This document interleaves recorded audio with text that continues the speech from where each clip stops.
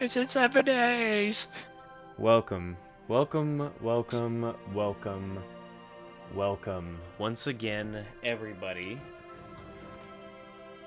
to the world and the journey of Grandiasha. So, we've been on hiatus, if you haven't noticed. I'd be worried if you didn't. But, to do a quick recap, so that everyone understands what we're coming back to and why we only have 2 players at the moment, if you haven't noticed. We do have the others coming. They are going to be here shortly. They have let me know in Discord that they will be. But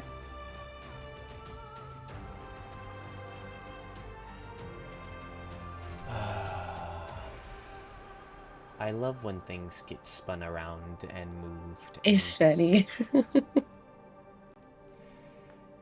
Wait, Dwendal's safe. Yay! Uh-huh. The old switcheroo, and that was even easier than I expected it to be.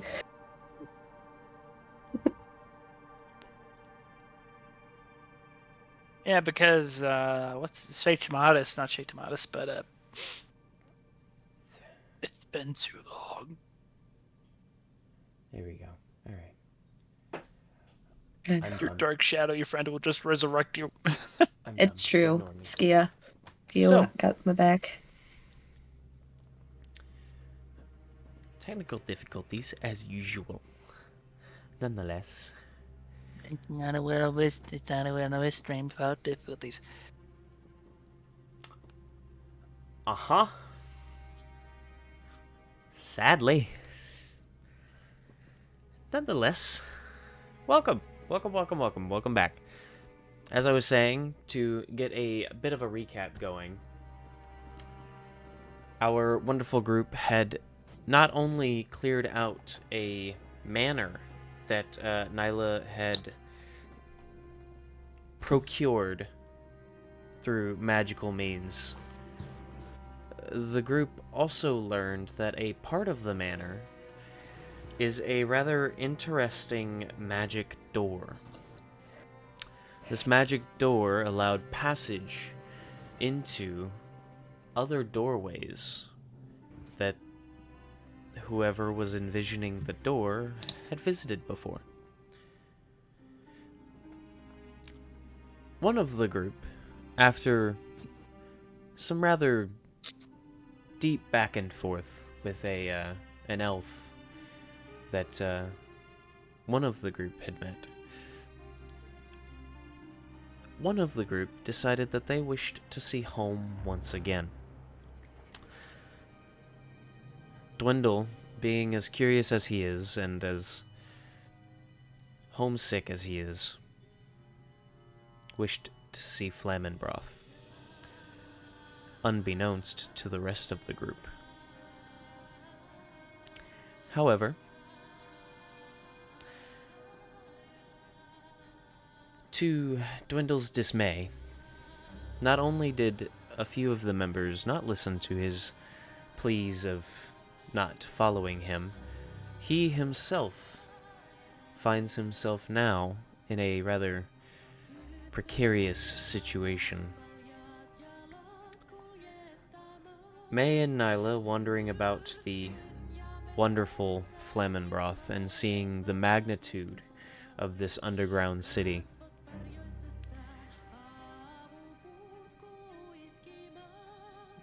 Also find a Dwendal being dragged away by guards. Or aptly led.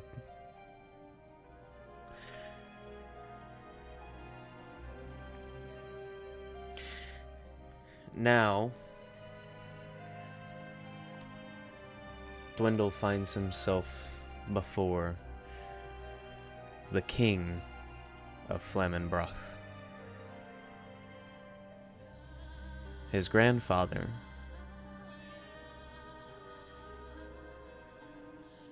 and the king's right-hand man.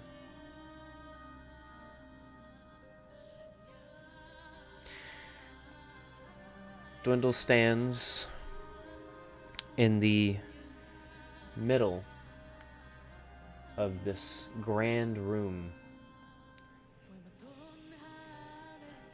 As he knows it, the council. However, it is a very intimidating presence, as his grandfather seems to stare at him, fingers clicking one at a time as he seems to lift and drop each one in an impatient manner. The king looking down at Dwendal.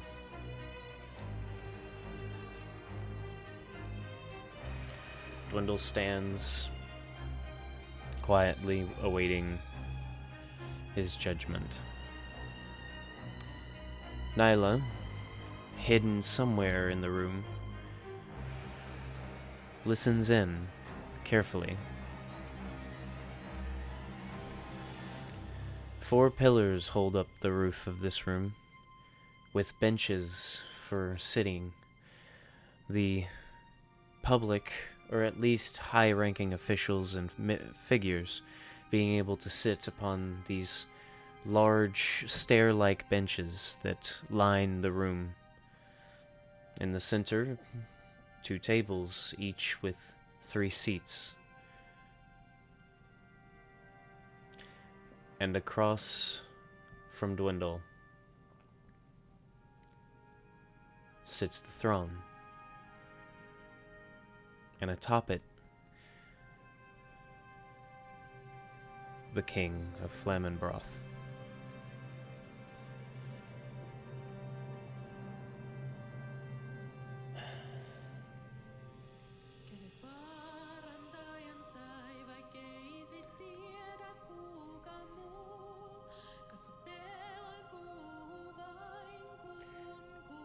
Dwendal, you watch as the king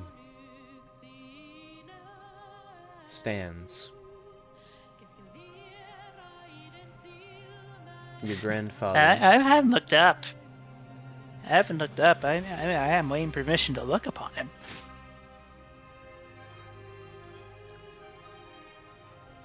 Nyla watches as the king stands. Dwendal can hear the jingling of metal as his overcoat, this beautifully adorned jacket that hangs down to the middle of his shins, plated in small metal plates in the shape of little hexagons. Not hexagons. What's six-sided shape?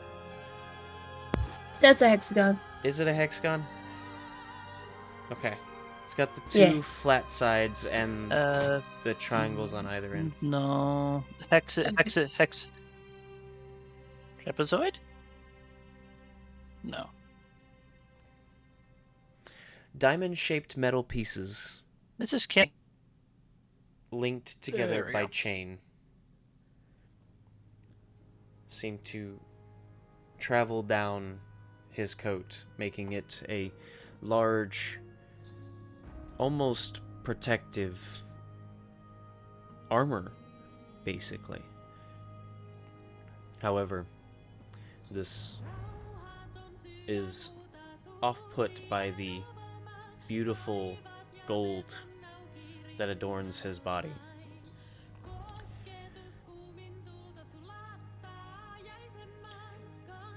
The gold rings that hold each of the braids in his beard shimmer with the light of the braziers.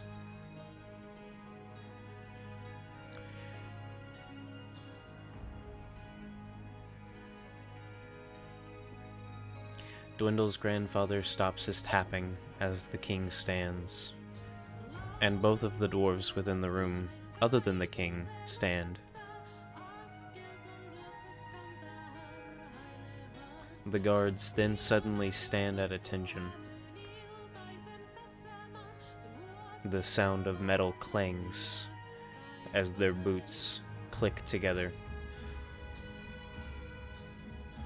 and the stone below their metal boots rings.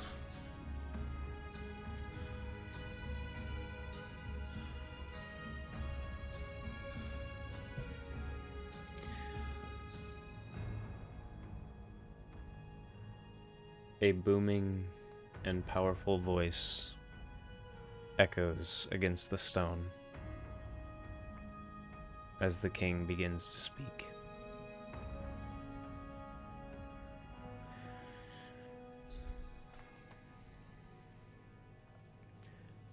Dwendal Snowrage, raise your head. Oh, Hello? Obeys, clearly. hold on.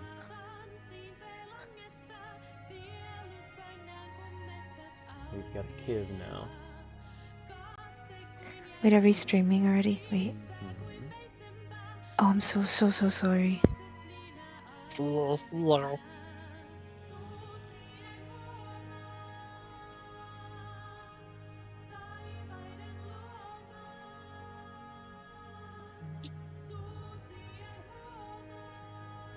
Is this the first king or royalties ever to speak on stream? Yep.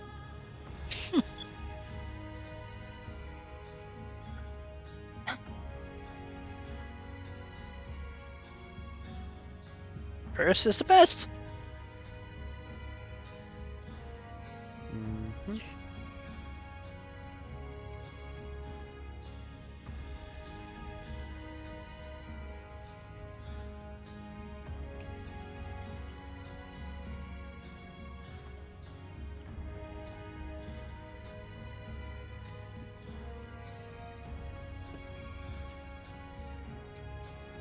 I gotta play technical difficulties. No, it's not play difficulties as missing random player.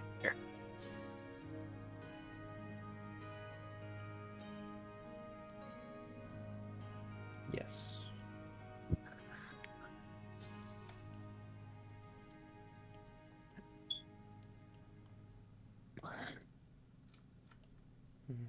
How you feeling, man? I'm okay, all poked out.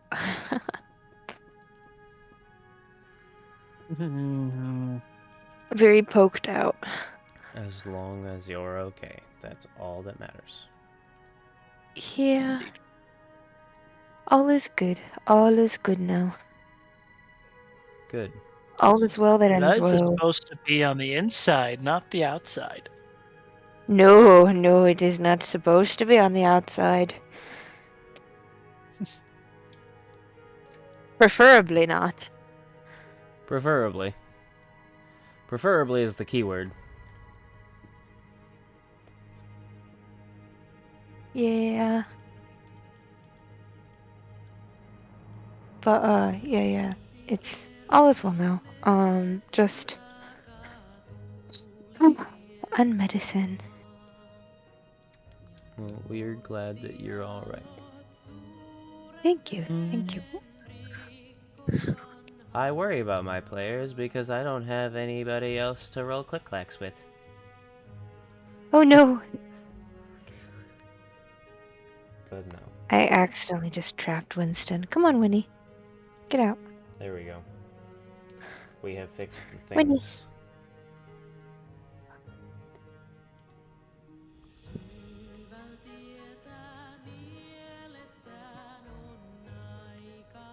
So, as I was saying,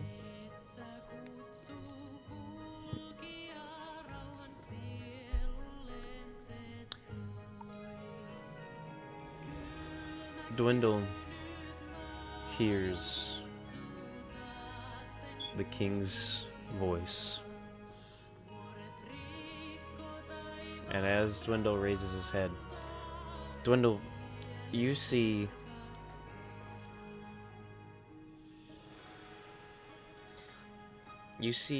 what looks to be the need for an insight check, actually. Oh, okay. 1 dice tonight. The 1 dice I haven't rolled for a month and a half. First roll is a 16 plus numbers. Because D&D Beyond doesn't like to be helpful sometimes. Can I I roll would have insight as never well? guessed. In general. So if you don't mind me asking, what's happening currently? 17. We only just started. We did the recap. Oh, okay, okay. 17. 19. So both of you can see a mix of anger and annoyance in Yeah. Dwendal's grandfather. Indifference in the face of the right-hand dwarf that had invited you all in. Well, invited Dwendal in. More so invited the guards in and Dwendal in tow. Not me. I wasn't invited. But you all look and see this, or you both look and you see this strange look of not necessarily concern, but this mix of dutiful benevolence and concern.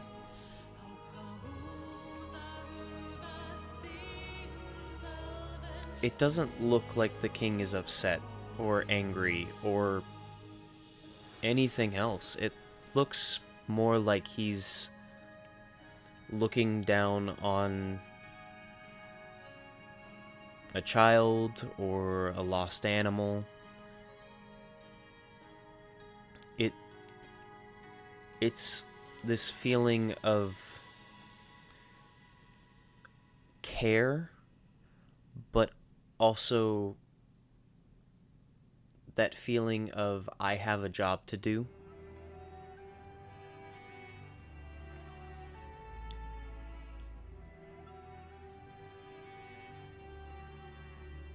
And he seems to stare at Dwendal for a few moments before he then continues.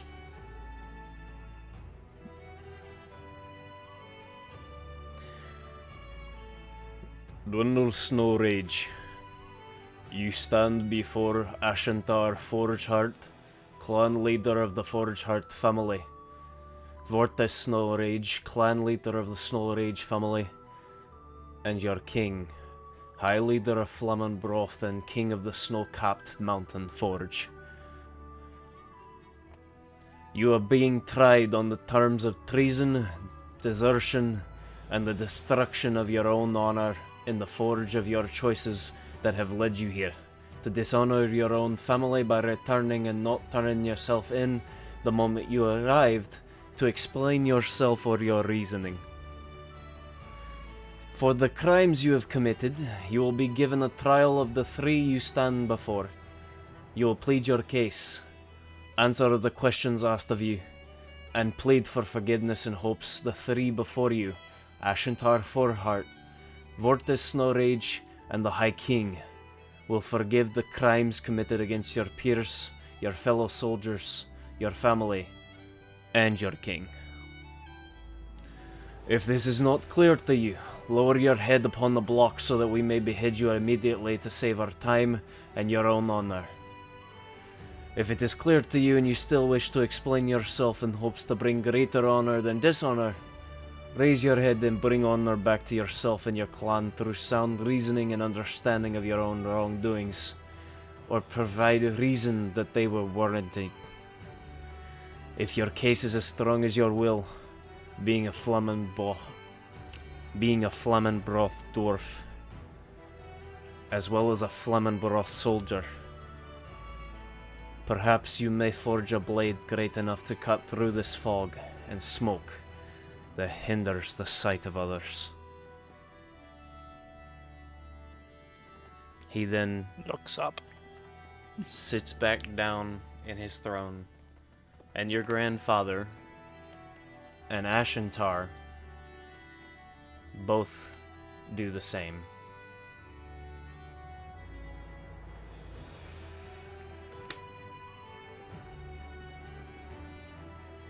Looks up. Out of everyone here, to convince, Grandpa's gonna be the hardest.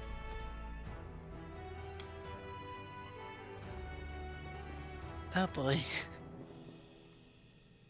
Looks up and waits to be commanded.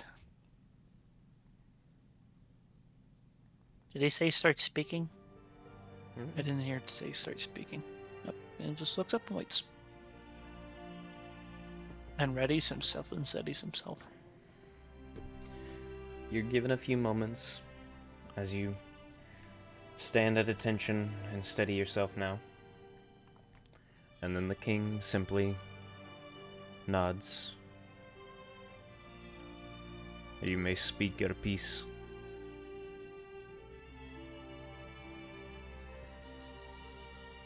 Great fathers. Oh. I bring shame upon myself in a few matters, but at the same time I bring greater honor. And I hope that I can explain truthfully with my words. Unlimited words.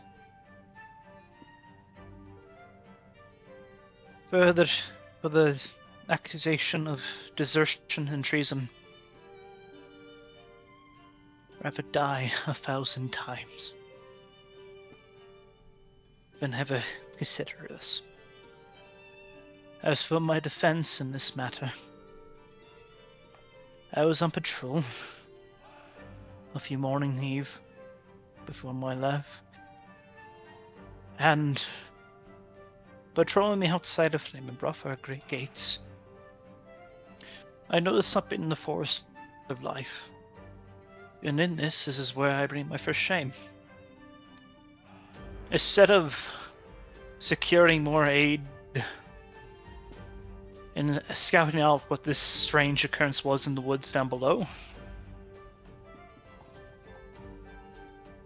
I let my feelings and desire for combat to overrule my thoughts. And decided and ventured into the forest of life, chasing out the unusual occurrence. Never did I find the occurrence, the sort of strange shadow in those woods. Yet after a few days of venture, hunger beseeching me, in the works, I found myself outside the woods in a location I had not known. For I have spent little ground outside Flamenbroth, as it is known. Thereupon my escape from the forest of life, I found a set of companions which fed me when I was starving. And to them I owed a debt of gratitude. My thoughts and my heart set on home, where my first ask and my first question was for them to tell me where to go. Yet, to keep my honor, I must answer the debt of gratitude that they bestowed upon me. And so, I ventured with them.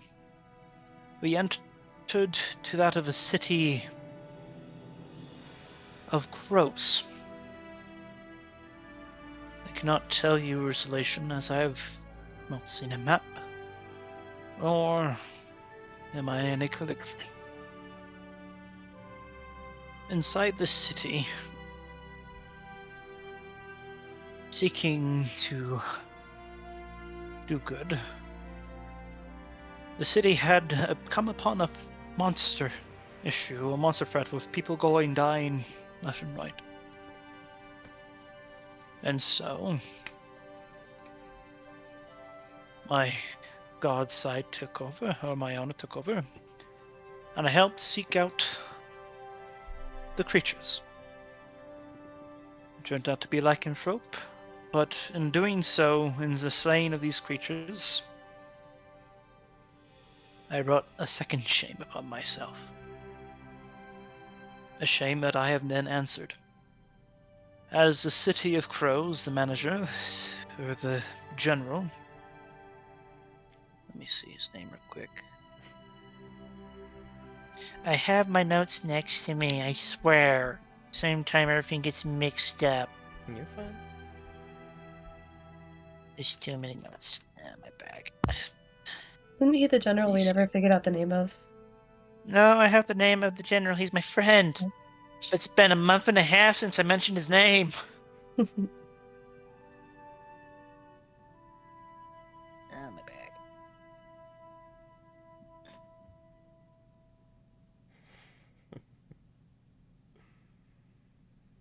Where is it?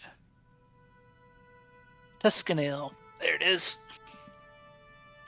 Where I found an elf named General Tuscanil. We set upon us a trial to redeem ourselves. As the lycanthropy was that of what they theorize an experiment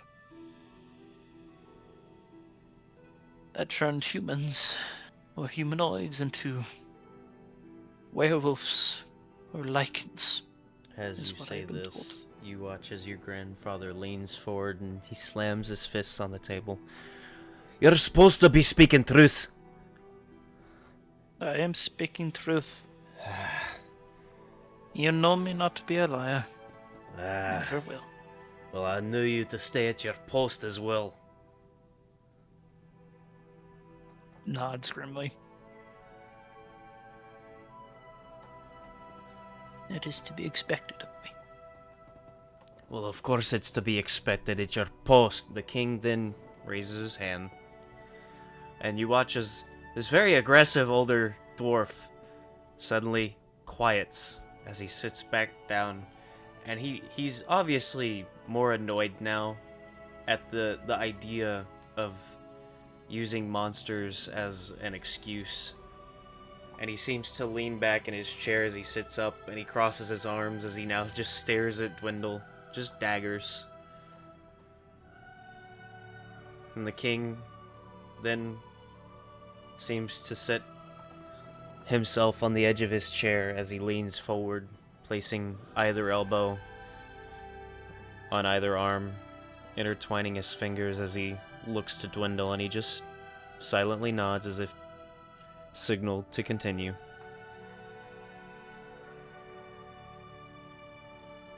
We named this curator of sorts, dark wizardry, that is known as the Beastmaster. And they sent us north to a city known as Crestia. Along the way, the journeys were safe, except for a few combats with minor skirmishes with Beast. But nothing too serious. In Cressia, we searched for clues and signs of this Beastmaster. There, deciding on instinct, chased after the most adventurous out of the city, finding the group known as the Ice Tooths. A band of, or one of the few bands of adventurers that seek out to the north. Then, providing no information on our quarry, we returned to the city, to the government, to see if they also had any clues.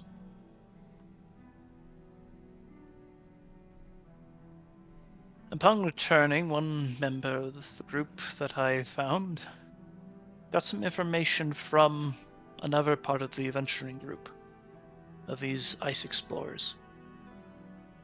strange signs, strange beasts up north in the ice fields. Seeing it as it was our only sign, we ventured north. Far north into the fields, we battled a very dangerous foe. I do not know its name. It was a worm or insect of fire and ice. I slew it along with the many other companions, but it brought me down. I was revived,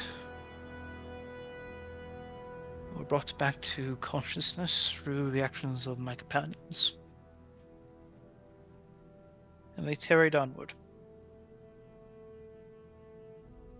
There in the ice fields we found a castle of a long ago time, which age may round up or equal to that of our own city, our fine city of Flamenbroth. The castle itself, the only thing visible was its towers, its spiral towers. And this is where they suspected where we were somewhat hired to go. Inside this castle, that is where we found him. The Beastmaster, the Beastmaker, whatever you believe is more suitable. We battled. He was in humanoid form, wreathed in shadow.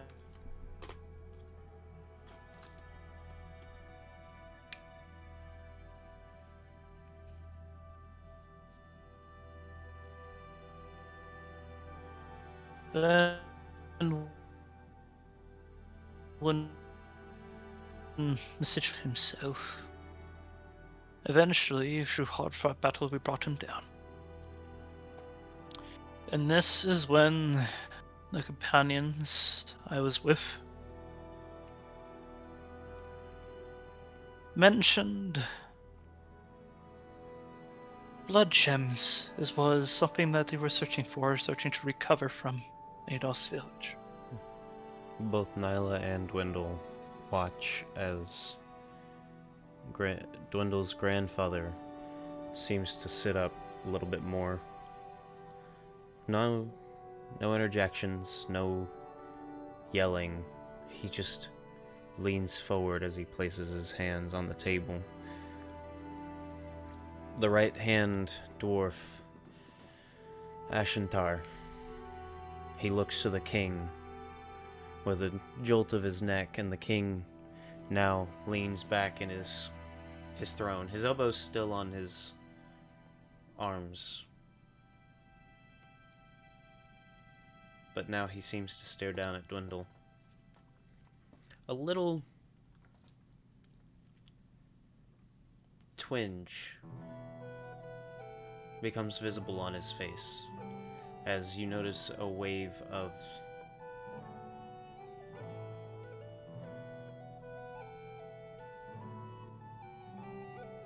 almost what looks like worry, but only for a split second.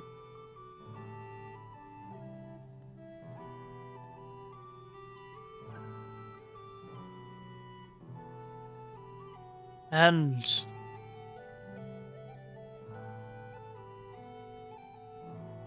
my king, he is somewhat shuddering, and he's actually going slightly pale. In that castle, this kingdom, I swear on my life and all of my ancestors, they were making them.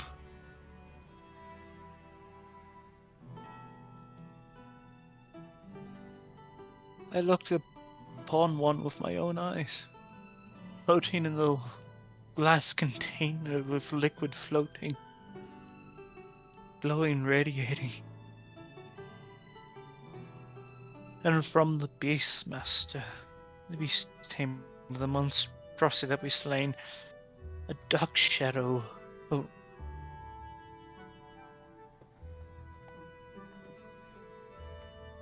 rose from it, transforming into some type of demonic fiend, and with no hassle to it at all, cracked the vat and snatched the blood gem. That is what has mainly kept me from home, as that blood gem must be recovered and that wherever that thing is slain.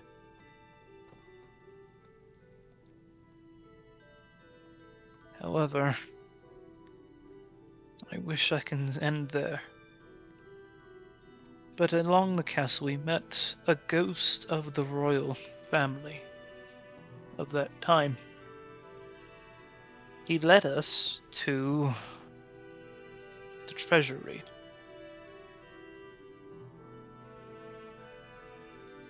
In it,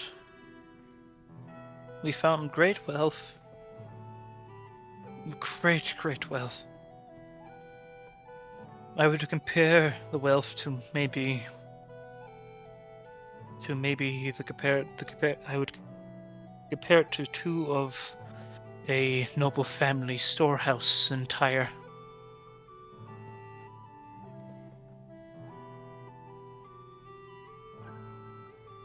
In it, a statue of a golden dragon.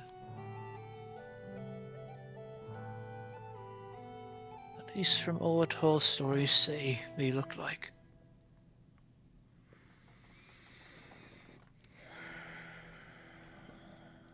And inside, after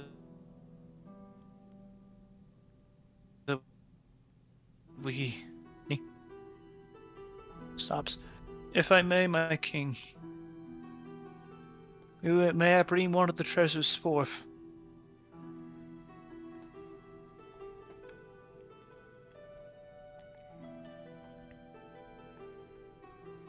He then looks past Dwendal to one of the guards, and he motions him over. The guard is heard before he is seen as he comes from the doors, and metal clicks along the stone before stopping next to Dwendal.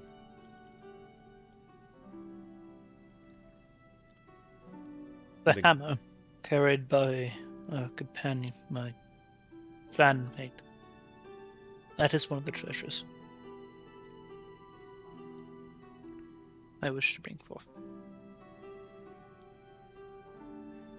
The guard takes the hammer and walks over to the king, stepping just to the edge of the risen stone platform that the king's throne sits upon, before the guard then takes a knee and presents the hammer. And the king stands and steps forward,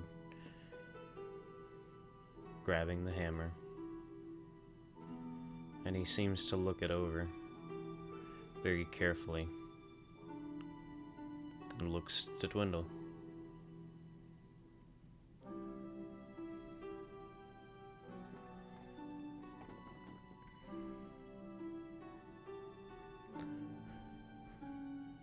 What was the name of the royal family? Lionheart.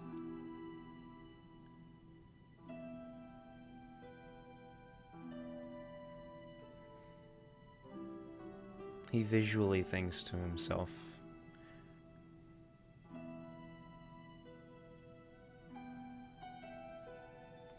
this ghost that led you to the treasure, did he offer you the hammer? Yes, he presented it even. It was a gift, the main reason I bring it forward, my king. I do not say it for my own defense. But if I am to be proven I believe it to be very valuable information for the kingdom and our people. He told me it was a gift from the dwarfs from the north of that area, an ancient tribe. I do not know their name. But this hammer came from them, a gift to the Lionheart family.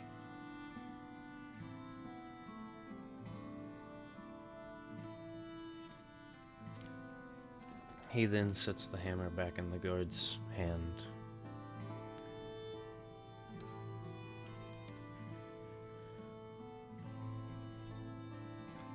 It's your gift to receive. He then sits back in his throne, and the guard stands and walks the hammer back to you.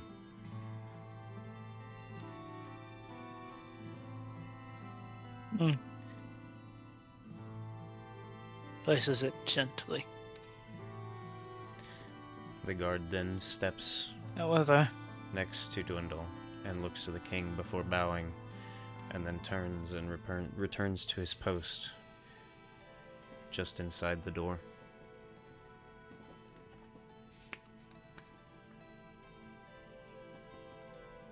however, my king,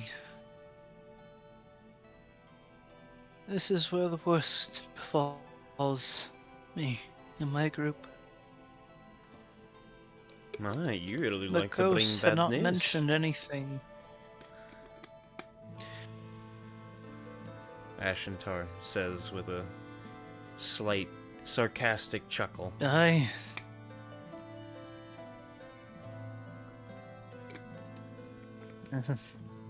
The truth often is. The ghost do not mention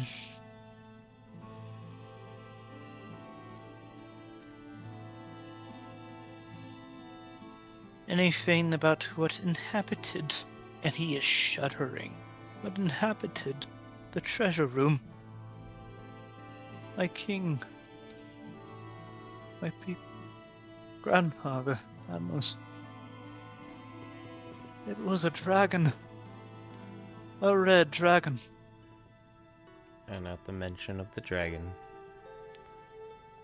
all three sit back. Well, the king sits back. Ashentar actually stands red as he dragon places his is- hand on the table before him, and your grandfather just starts to laugh.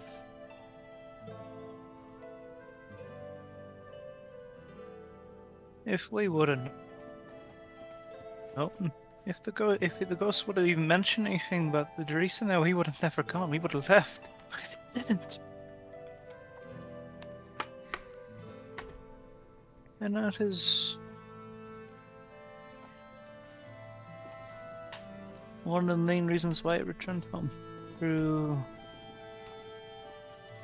I will say, means of teleportation are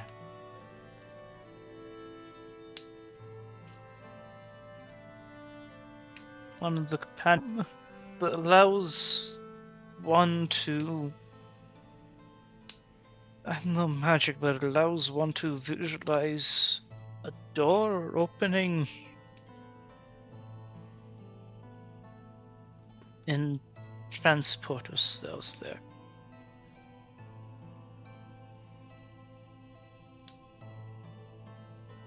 I planned on returning quickly to home with the Beetle thread at the bag. I brought a bag for my taxes for what I've from the throne room. Either way, that's how I made it in here.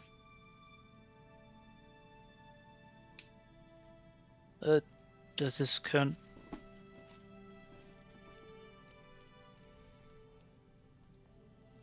but after the first year, then back to crows, wherein a companion idiotically, and I mean idiotically, sold her soul or to a fiend and forced us to hunt a Rakshasa down.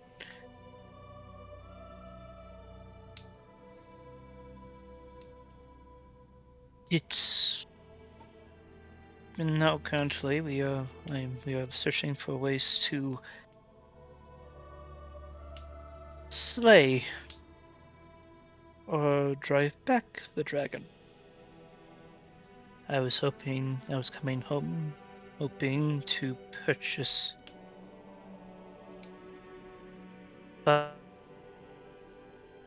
flame-proof rope and to alert points to his grandfather.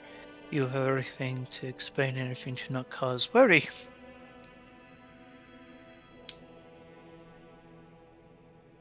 And that is everything.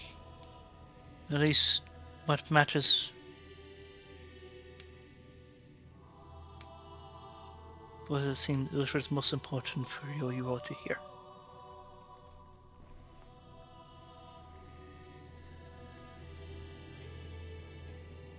Well, start thinking. There was an end this weird mythical creature in a library that said that below the earth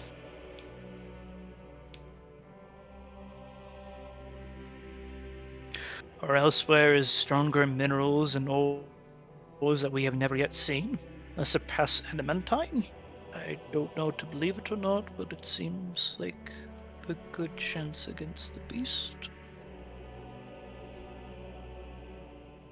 As, however, everything. Ashentar then looks to the king. He's talking about the red dragon that was attacking Valiant not too long ago.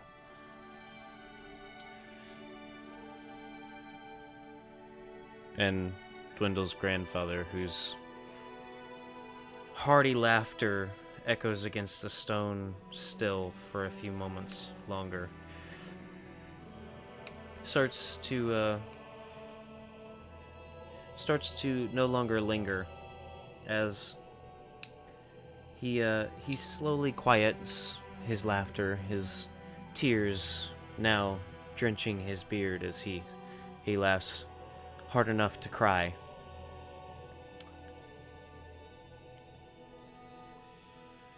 The only way this old dwarf has ever cried in front of Dwendal,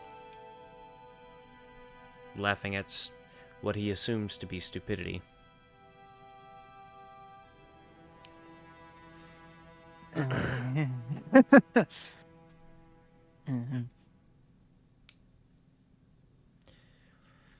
The king, however, looks to Dwendal.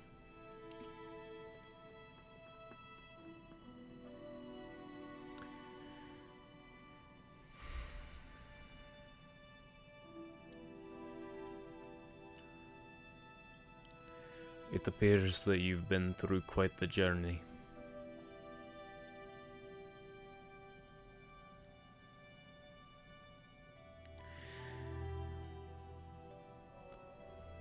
You've made quite a few experiences, and it seems that you've lived to tell the tale.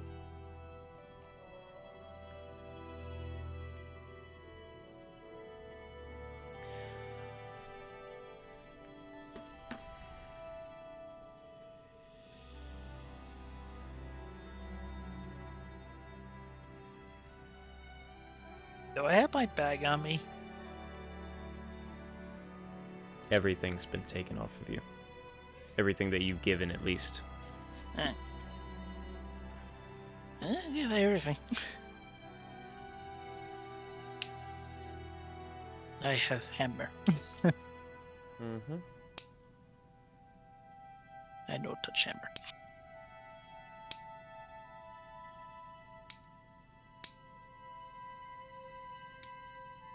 He's just slowly nodding. He just great distress on his face. He looks tired. The king carefully thinks to himself for a few long moments.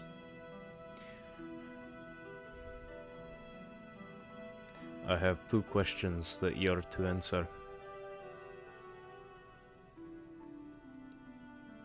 Aye.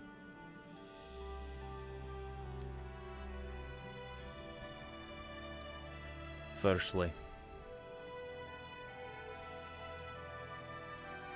your journey. What do you think that you've learned from it?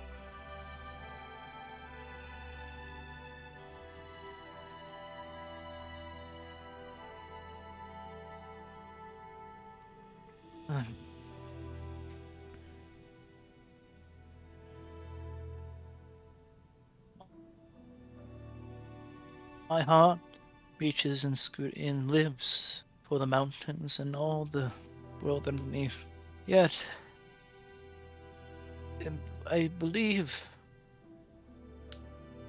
that experiencing the short amount of open world that I have, that there's many secrets and treasures, points at the hammer, that can be found in working with others.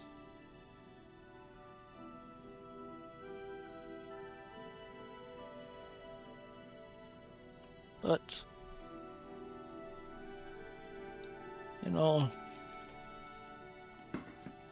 it's not home. Well, of course it's not. Home is where you return to when your journey's over.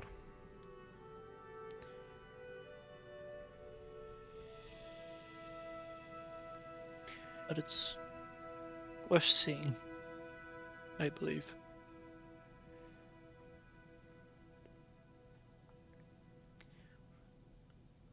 My second question. You mentioned these companions of yours.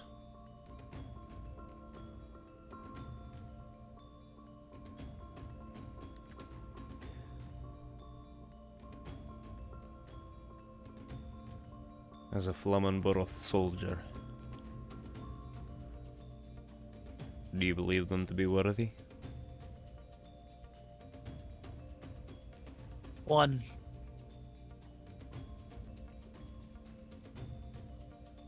Only one.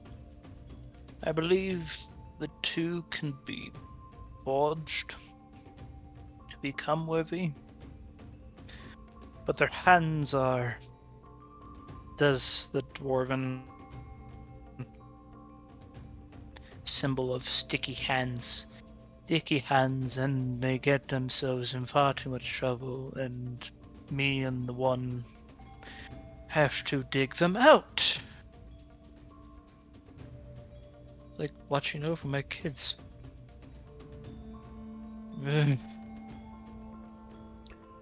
But you call them companions still. I would put my faith in them as worthy enough to be shown, to view, and to walk, but not to touch.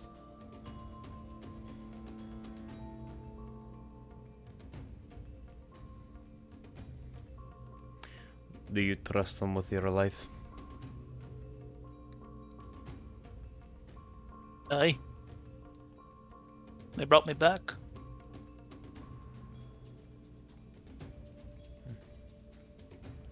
So, I do believe I can rest my faith in them. In the matter of saving my life, yes. And I view them worth dying for in the certain circumstance as I would any fellow dwarf here.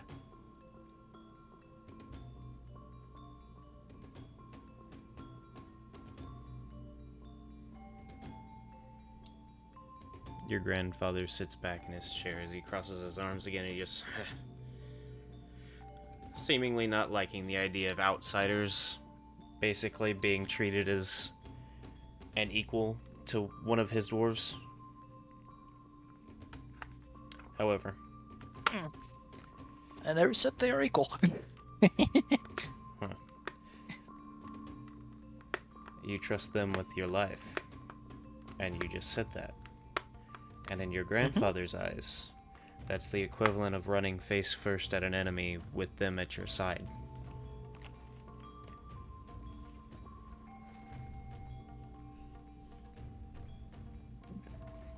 But the king then seems to It's freshy.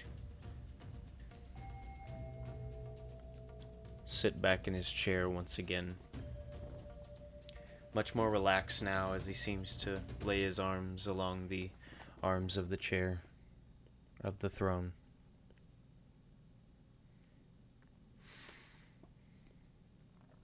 Dwendal.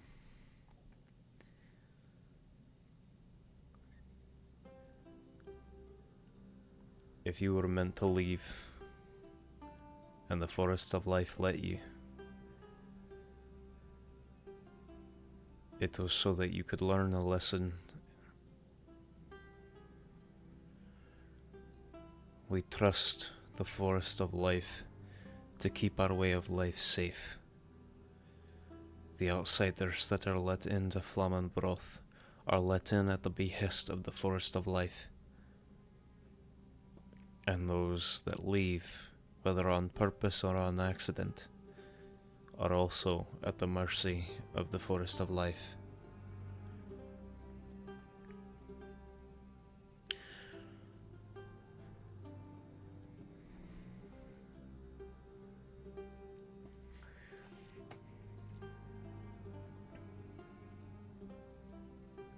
You have found yourself chasing blood gems.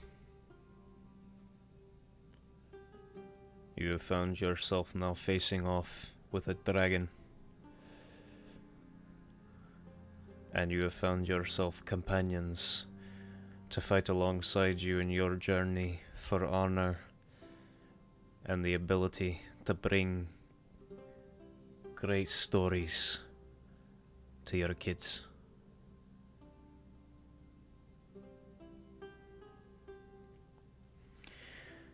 The experience that you've spoken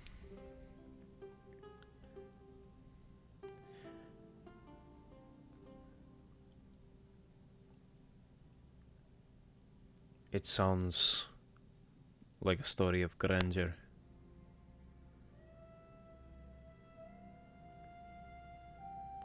These companions of yours, you trust them with your life. It seems that they care for yours as well.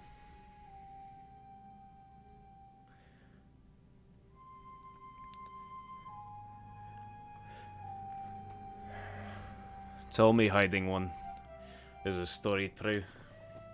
As he then leans back in his chair, and one of the gems It's atop his crown shines. I knew it. Way to go, Nyla. Yeah, it's terrifying. Oh crap. Says the disembodied voice. true. Hmm. Ashentar and Dwendal's grandfather both shoot up.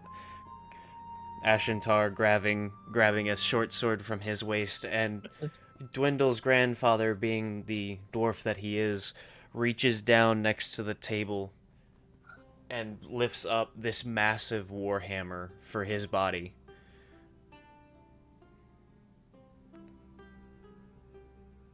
And the king He's like, ah.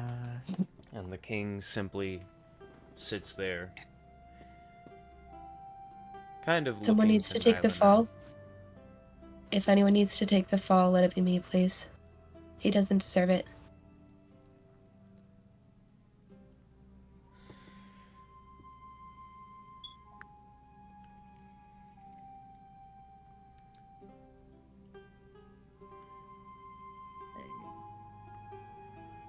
You followed Dwendal in here, knowing that you were likely getting yourself into a situation that you shouldn't. You've watched carefully to make sure that no harm has been done to him. And you've been paying very close attention.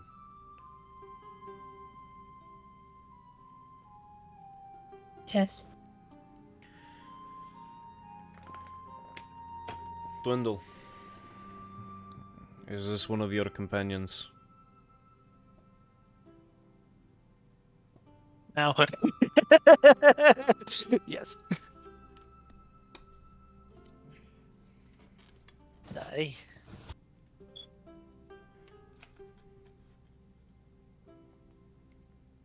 The guards are Aye. genuinely right behind Nyla now, with their spears and halberds directed towards her, or at least in the general direction of the disembodied voice, unless Nyla has dropped the invisibility.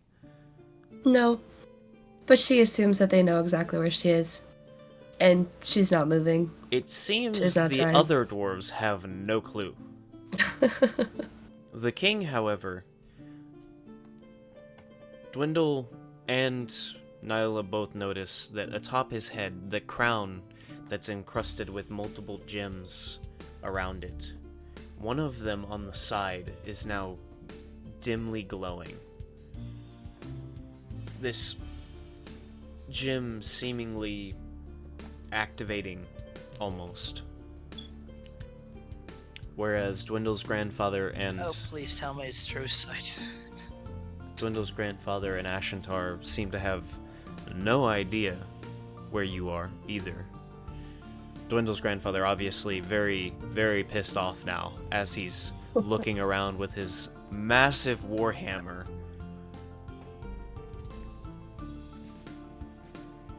She's not trying to evade the guards or the king. If, for some reason, the grandfather finds out where she is, maybe she'll walk around, but...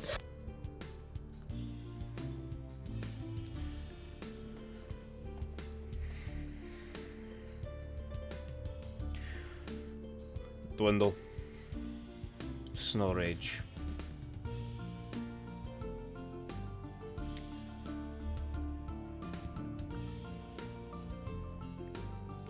I ask one final question.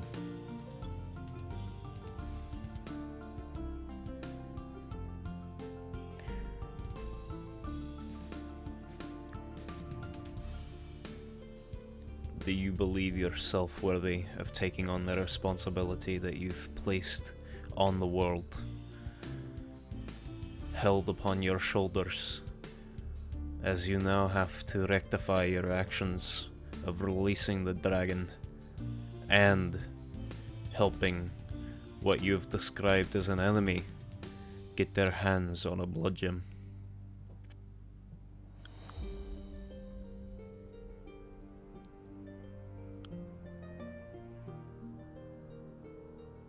Truthfully speaking, my king, I feel it's so far above me. I do not feel that I will truly get it done. That he...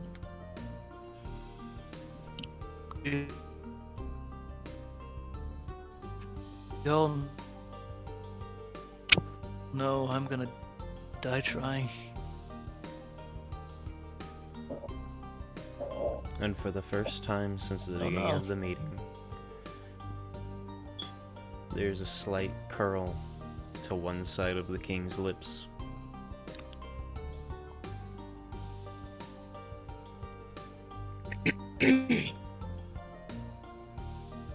Snow Rage.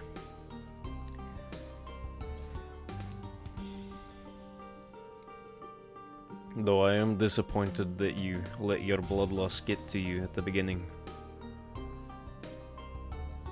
you have at least rectified some of your actions by coming back to explain yourself. I still find it disheartening that you would trust your own clan so little as to come directly back to us and let us know But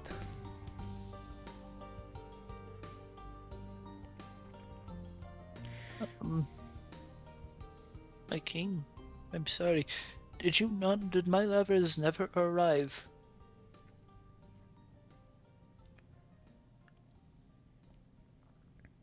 letters. I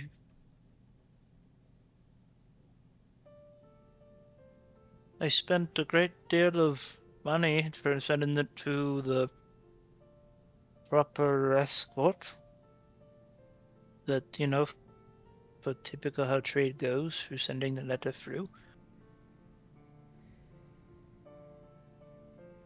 So you get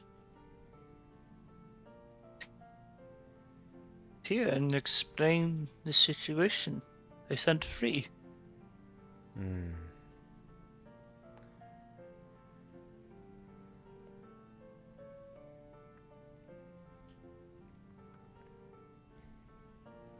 You truly are a battle rager.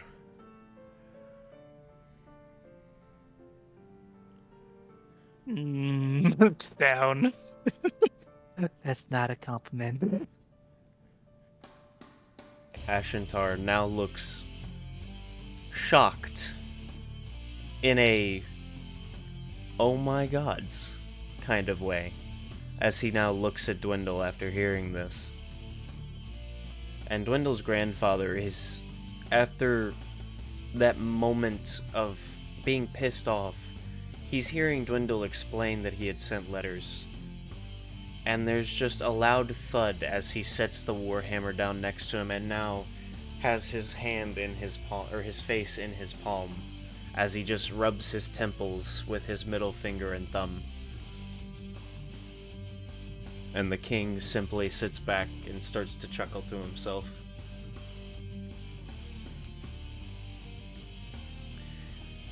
Dwendal Snow Rage, as honorable as it is that you attempted to send letters to Flamenbroth, you attempted to send letters to Flamenbroth by means of escort.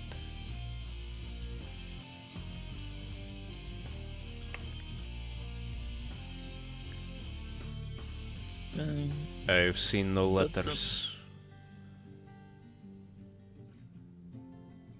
Oh.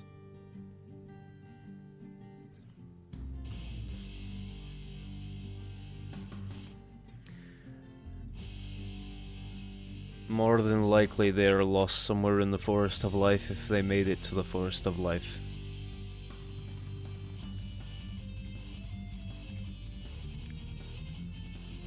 Yeah. But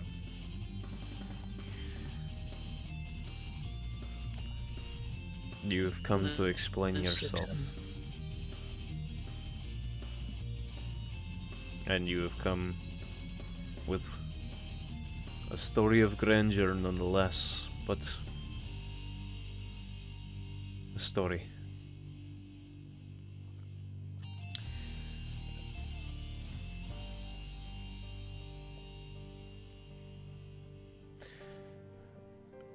For now, I will believe your story.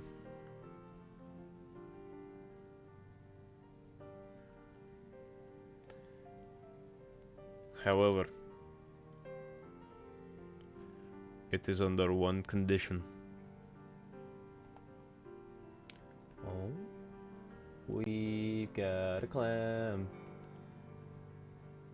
Ah, my back. Why? Hello. Not right at the right time. I'm sorry. I can disappear. I'm sorry. It's fine. Sorry. Okay, give me a second. It's always fun. Take me on. There we No, go. it's fine. She's over there. Oh, this is great.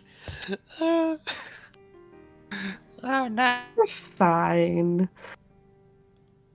It's fine. Everything's fine. Ow. That's just what I want to Sorry, hear. I tested Uh-huh.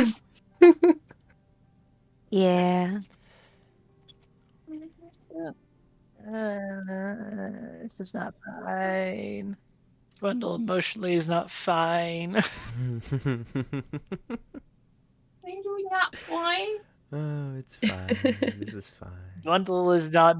Dwendal mentally is that not fine. He is using every single. I swear, there's steam going out of his ears right now. You'll be Oh, God. fine. Yeah, he's fine.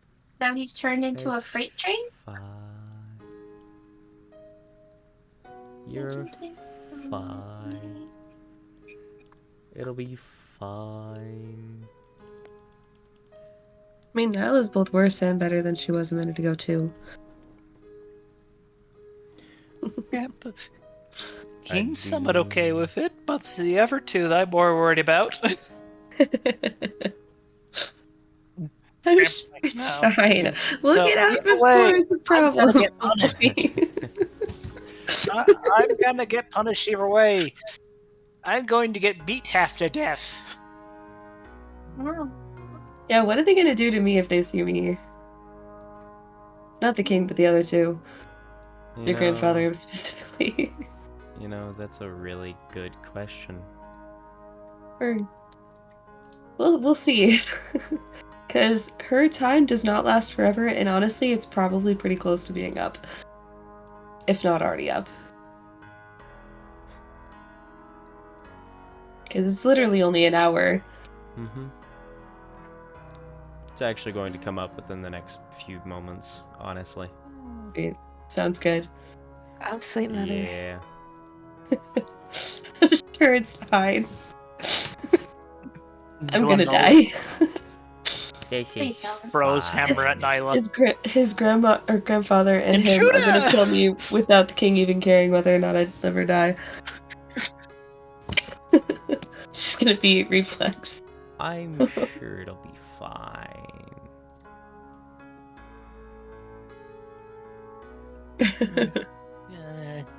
You know how dwarves are. Bro access first, ask questions later. Yeah. Or ask the body later. Don't worry, no one's gonna die. I don't Bro, kill I my must- players. Come on now. Dwarven arrows are awesome. What's a dwarven arrow? Can anyone answer? An arrow that's short? I don't... An arrow. It's axes and warhammers, bows or crossbows. We just throw hammers and javelins. No, I love dwarves. Dwarves are so cool.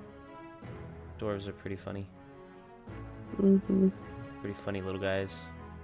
Well, now that I don't get to use it, do y'all want to hear the insults I came up with if I was gonna have to do what I thought I was gonna have to do? What? Wait a minute. And don't jinx it now. I haven't heard this decree yet. I could be banished for all I care. That's punishment worse than death.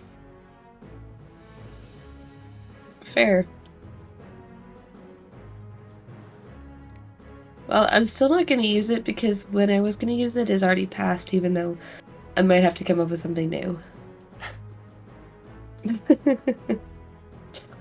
What is it? Okay, you want to tell us? Just tell us. Uneducated mushrooms.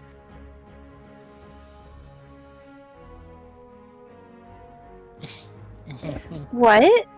Uneducated mushrooms. Uh-huh. I'm just thinking. I'm thinking like that's. It's That's great. fun. I'm just thinking of more suits more suits gnomes better. Fair. It's mostly the mushrooms part. Although fungi would also work. Yeah, they're just real fun guys. The dark underground spaces. I'm just having to put cameras back where they're supposed to be.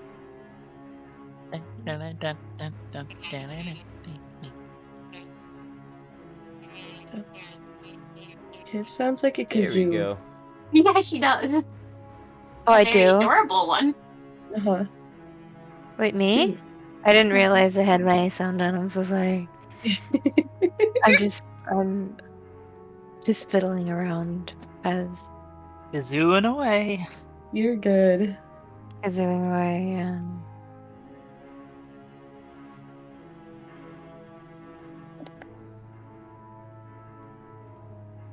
There we go.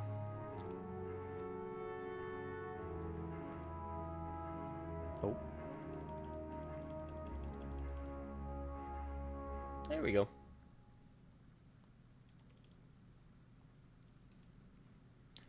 Awesome. Now everyone's on the screen again. Perfect. So, as we were saying, welcome in. Hi, Odile. Hi. How are you? Scared now. Don't be scared. Don't be scared. We're only gonna light some fires. Mhm. Oh, fire. Okay, let's go be pyrotechnics. Let's go. Mild arson is always okay. Okay, True. that's fine. That's fine. Especially when Dwendal's the torch. Okay, maybe not so much. Yeah, Need no. help. Help! So, Help! as we were saying moments before, Dwendal,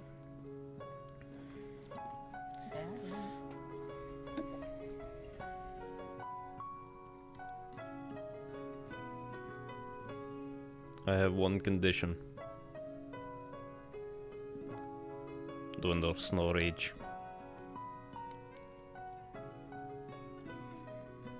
You must comply with said condition, and if you fail,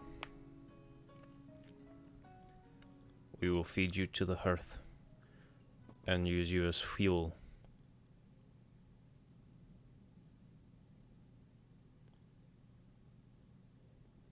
Is this clear?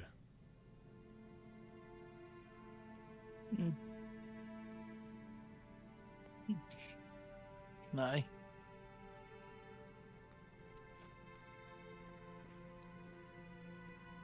The guards are still at large right now as they are trying to figure out where Nyla is in this general area of the disembodied voice.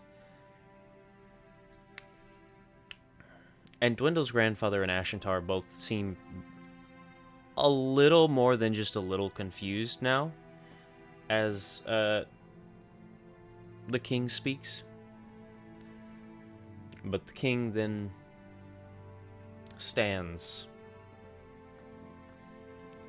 as he looks down to Dwendal.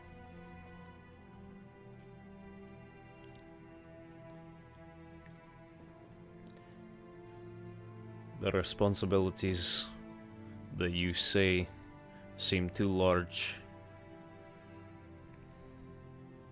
They are responsibilities that you've put on yourself. And they are responsibilities that you have to follow through with. My one condition is that you follow through with them.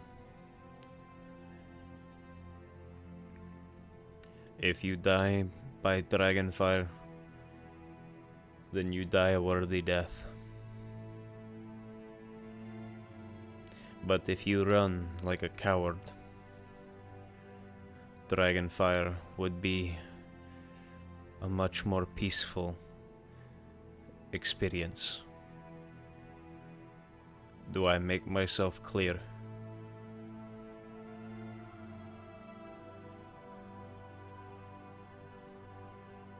Aye. Good. Now, Dwendal Snow Rage. For your crimes against Flamenbroth, I find you both guilty and innocent.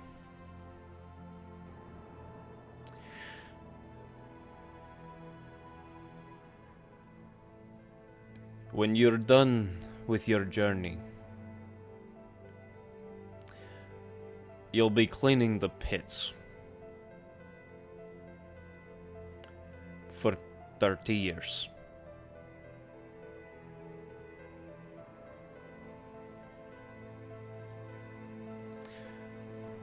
Until then,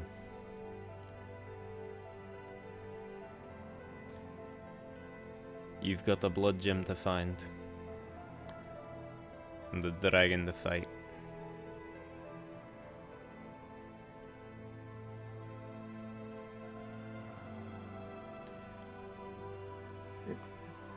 I He then sits back in his throne.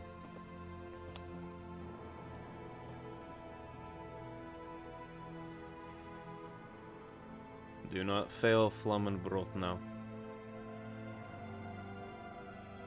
You've done good on the outside.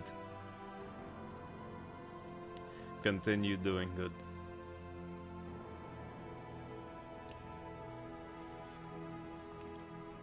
And as you command. do try to teach your companions how they should be acting in Flamenbroth during your visit.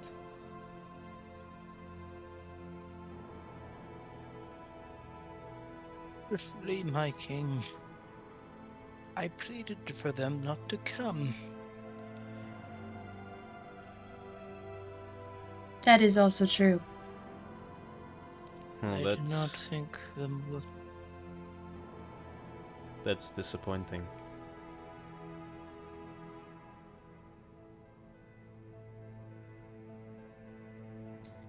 I didn't. They won't accept it, however, yet. It's not my call to give. If you accept them as a Flamenbroth soldier, then Flamenbroth has no reason not to open their arms. However, as additional punishment, any wrongdoings or rule breakings that they do within Flamenbroth fall on your head.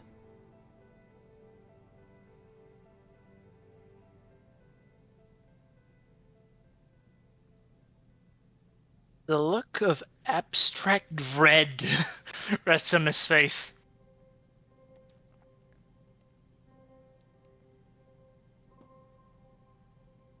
Hey. In Dwendal's head, he's just gonna hear, "Don't worry, we haven't stolen anything. I promise." Yet. Yeah, yet. In his face, fervor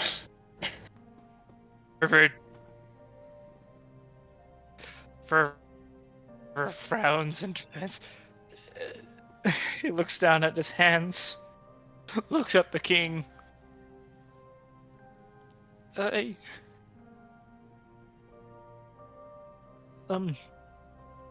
My king, if I may be permitted to speak.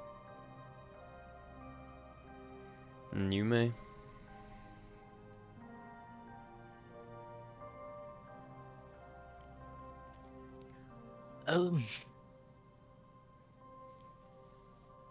As God,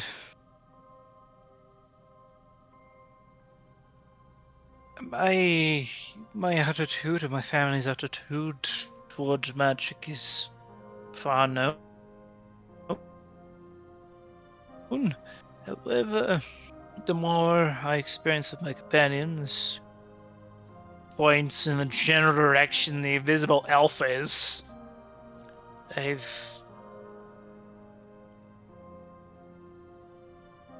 somewhat gotten that some magic is useful. Would not the city benefit from allowing minor forms of it, such as, for example, I don't know if such a spell exists, but what your crown allows of sea invisibility, I think.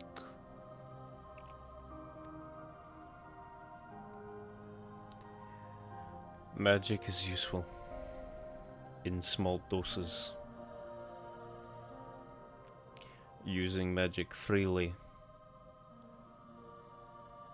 can be dangerous. Magic is frowned upon by some of the families, such as yours, because of the fact that many see it as a crutch. It is. I use it as a crutch to see your invisible companion. As he says this, Nyla's invisibility now drops.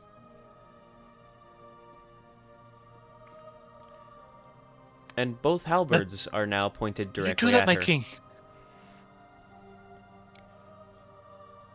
Jess is looking at his king with more awe than usual. You are truly great. But Yeah, Nala just puts up her hands a little bit, showing she's not reaching for her weapons. as you can see, It's just magic in you the can wrong banish magic. hands, or magic in the hands of those that would do harm, can be dangerous. So I do not freely allow it throughout the city. Your family sees it as a crutch because you are, well, battle ragers.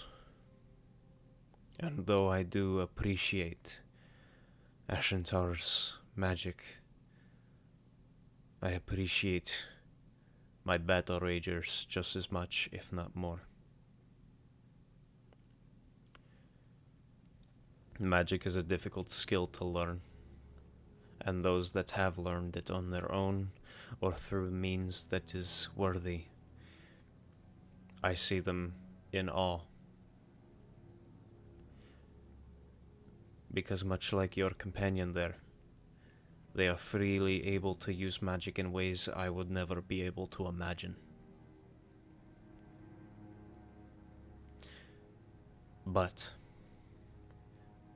much like the fires of the forge, everything good in the eyes of some can be used as a weapon in the eyes of others.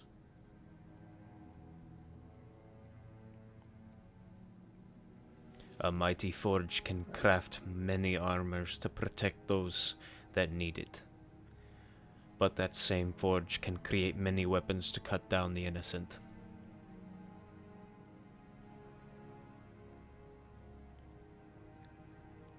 I have very few magics. Some to protect myself, and some to protect others. But they are not mine. I see their uses, but they are not mine.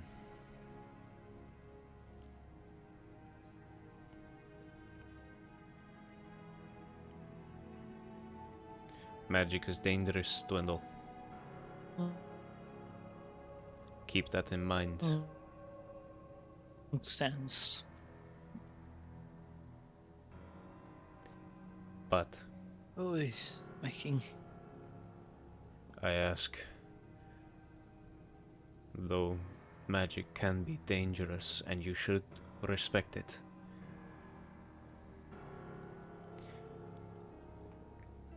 understanding the difference between good magic and bad magic is something you need to learn on your journey.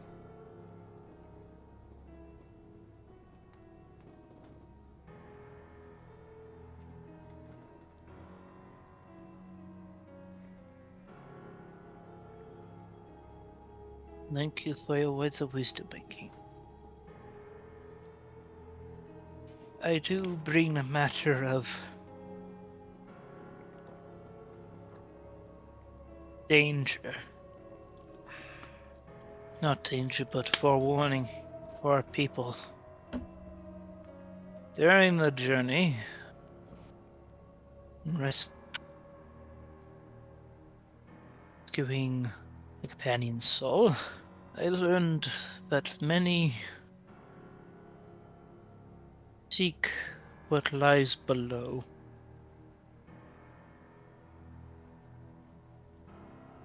Seek your destination and your information on your hand, and they were, I believe, if I was alone, would have captured me and still be holding me to try to get information out of my mouth. And I wish I could say that that was only one place, but there's other places and other people overly curious about our place and our location, and mainly where you sleep. Of course, I told them nothing. One of which is... Can someone tell me his name? I completely forgot. It's like Dark Prince something. The Dark Prince? Yeah. One who calls him the Dark Prince. Powerful in magic, though I believe dark. Greatly desires such information. In Flamenbroth he lives in a castle underneath Crestia. Or not Crestia, but Rose. An old underground city filled with lawlessness, and I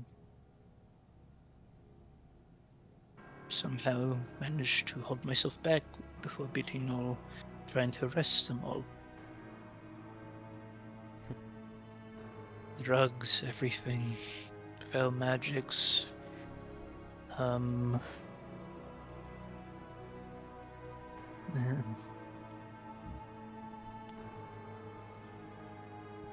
Well, you must remember, you are a soldier and a guard of Flamenbroth, not of the world. Keep your morals, but remember that you can only do so much.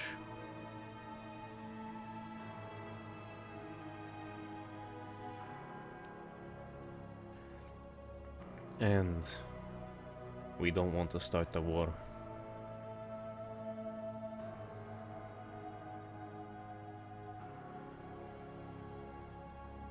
Oh, my king. I fear it is them that wishes to start a war with us. If it happens, then they must climb the mountain.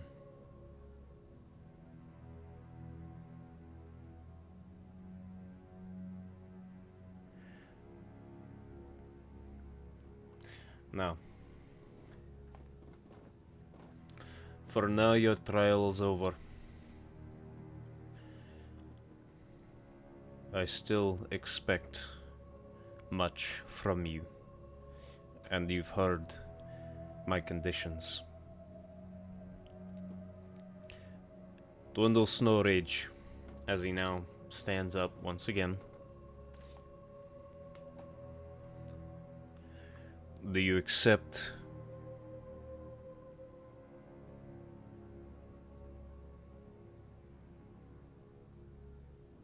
And my soul, I accept. And may, if I fail in this matter, may I never reach the dining halls.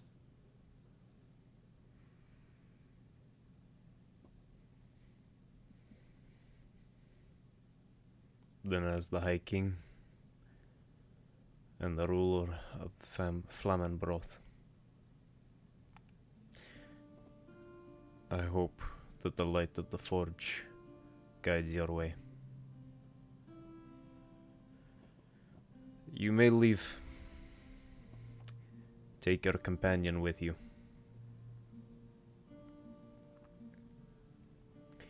And don't cause any trouble.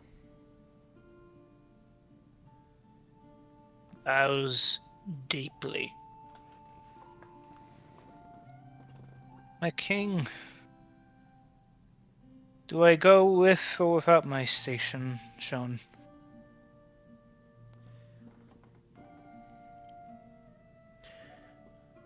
For now. Until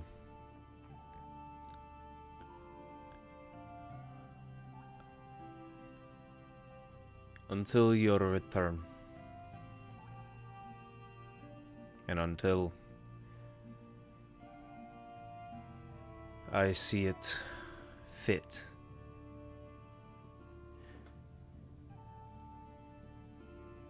I will leave that judgment to your grandfather.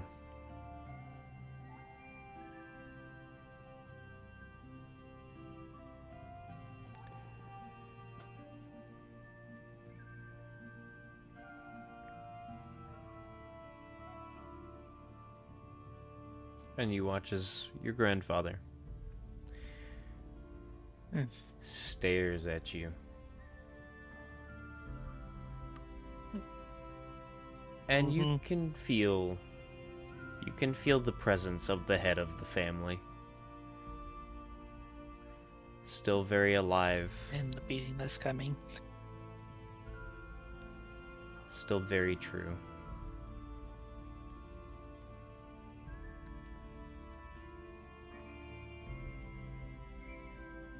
He just stares daggers at you.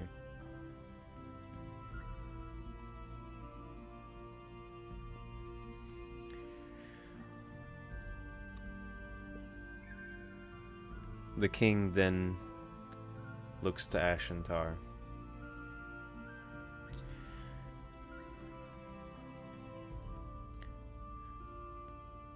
We have a few things to discuss before we can leave. So, he then looks to Dwendal. You may leave. And your grandfather, simply with 3 little words, unblinking, unmoving, a simple vein protruding from his forehead as he stares at you. Oh boy. I'll see you soon.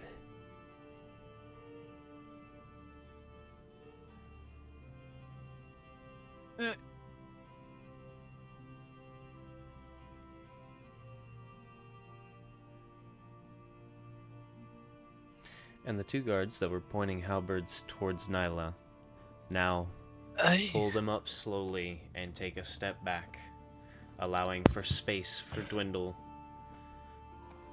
and Nyla. Waiting, of course.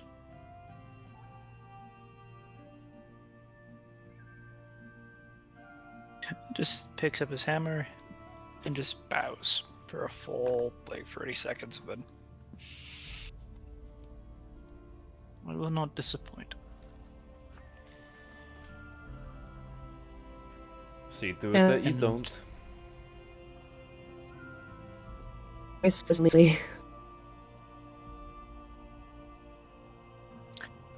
Walks out and starts rage putting on armor. If that speeds it up any bits, because it takes 10 minutes to don armor.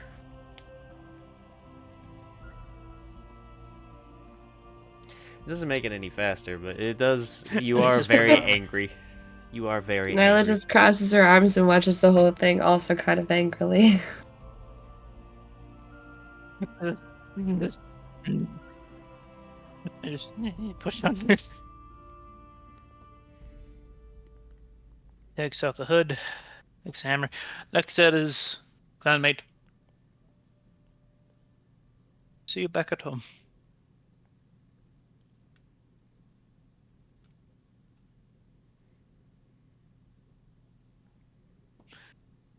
Okay.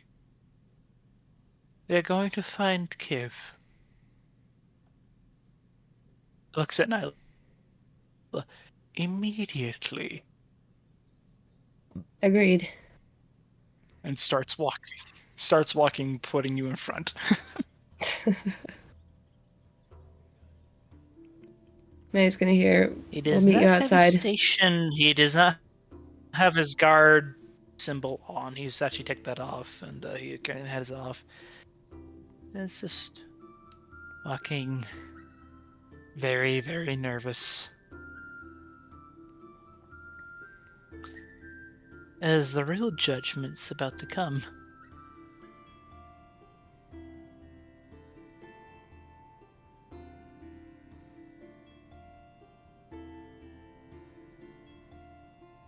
Yeah, Nyla just warns May so that they can find the place to meet up outside and starts walking. I just realized you couldn't hear me. Ugh. Question. He's just Answer. going. He's Everybody just going to still quickly gathered before she outside? gets all the way down. He's going to quickly grab Nyla. Walk out quite a Like, while behind me. This isn't going to be pretty.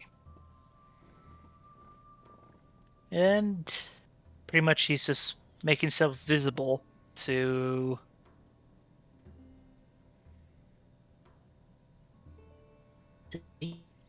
Hmm. and it's Well. just walking like normal. Still a couple yards away, but she's not gonna go that far. There is nothing but eyes on Dwendal. The group is the gathering of the dwarves is still outside, watching the stairs to see what is going on, what is happening, to see what the hullabaloo is. But now they see Dwendal, and they all stare. There is not an eye that is not on Dwendal right now.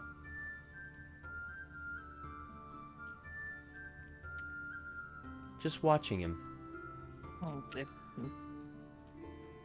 Watching every move he makes. Every single motion that he makes with his body is peered into and watched as you all make your way back into the great halls.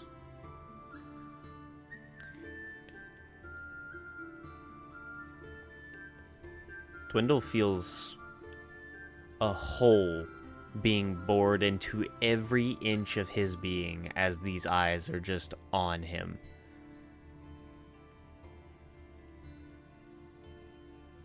Not necessarily animosity, but there is a very strong sense of very careful attention being paid.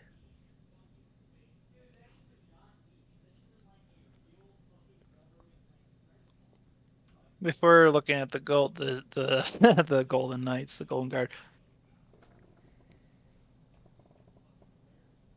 Hey! Don't we have work to do?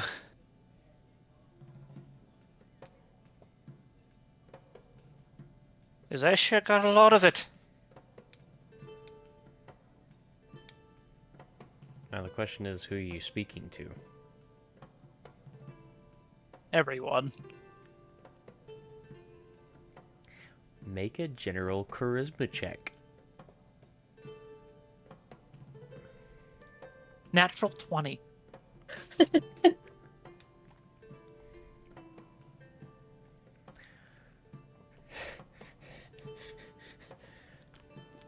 You don't have a modifier to your charisma, do you? No. I'm gonna be completely honest with you. You needed a natural 20.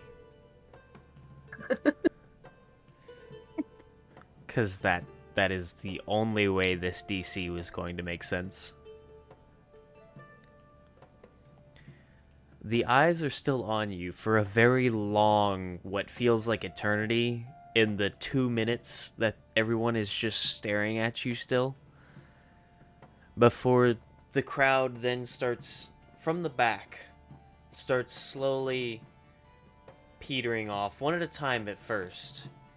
Then 2, then 4, and then the crowd starts to disperse as people return to their daily activities.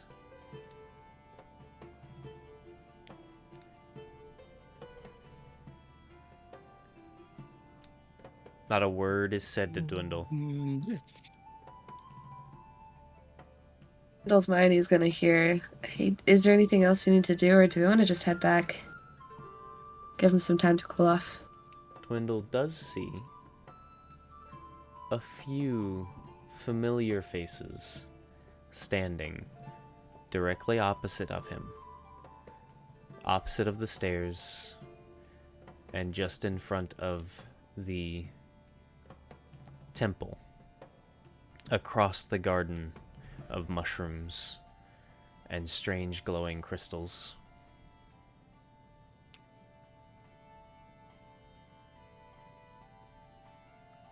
About 50 of them.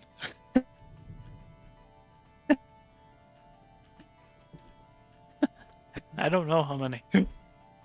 I never put a number to the family. It's a big family. No, not the entire family has come to see you. Oh, thank goodness. Please tell me Sarah has at least. I need to meet this alcoholic 12-year-old. Sasha. Sasha, No, yeah. Sorry. Wait. Sasha is still. She's probably in the storehouse as we speak. No. You see 3.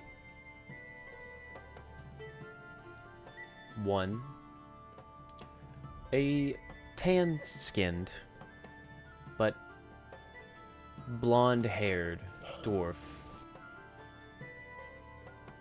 with less armor and more decorative furs.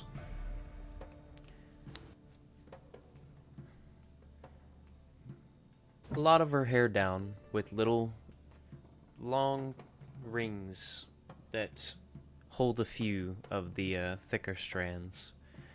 Her hair up in a messy bun in the back.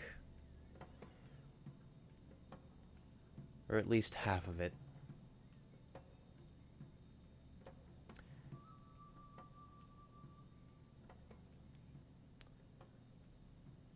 Between 2 other dwarves. One being a rather built, younger-looking dwarf. His beard well-groomed and trimmed and thick. A deep platinum. And his hair thick and bushy, but undercutted and pulled to a very tight bun in the back. And the other, a stout but built young woman, looking similar to the woman in the middle, but with an apron made of leather on, with a hammer attached at her hip.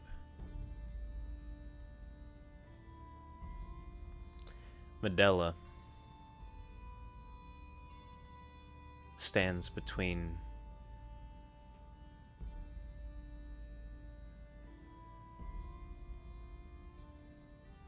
Dwendal's brother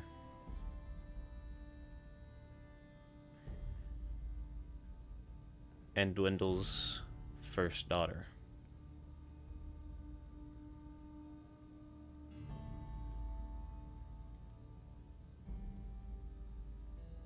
Do we see Kiv? Kiv was standing in the crowd, so unless Kiv has moved along somewhere, which is fully possible for this group, May is likely still where she was when Nyla had left her. Yeah, she was talking to dwarves. Making friends, as they would say. I would like a general charisma check from you. Yeah, how's the family? Yeah. Nice beard you got there. I got, what is my general charisma? 5 dwarves at the same time. Oh, Oh, thanks! Your general charisma Okay. is just your flat charisma check. Your charisma modifier. I don't remember what Plus my the charisma D20. is. I'm just pulling up my character sheet. Oh gosh. It's negative, so I got an 18. You got an 18 total? Mm-hmm. Okay. You're Still actually Vast able is here. to you're actually able to make conversation with a number of dwarves. And you do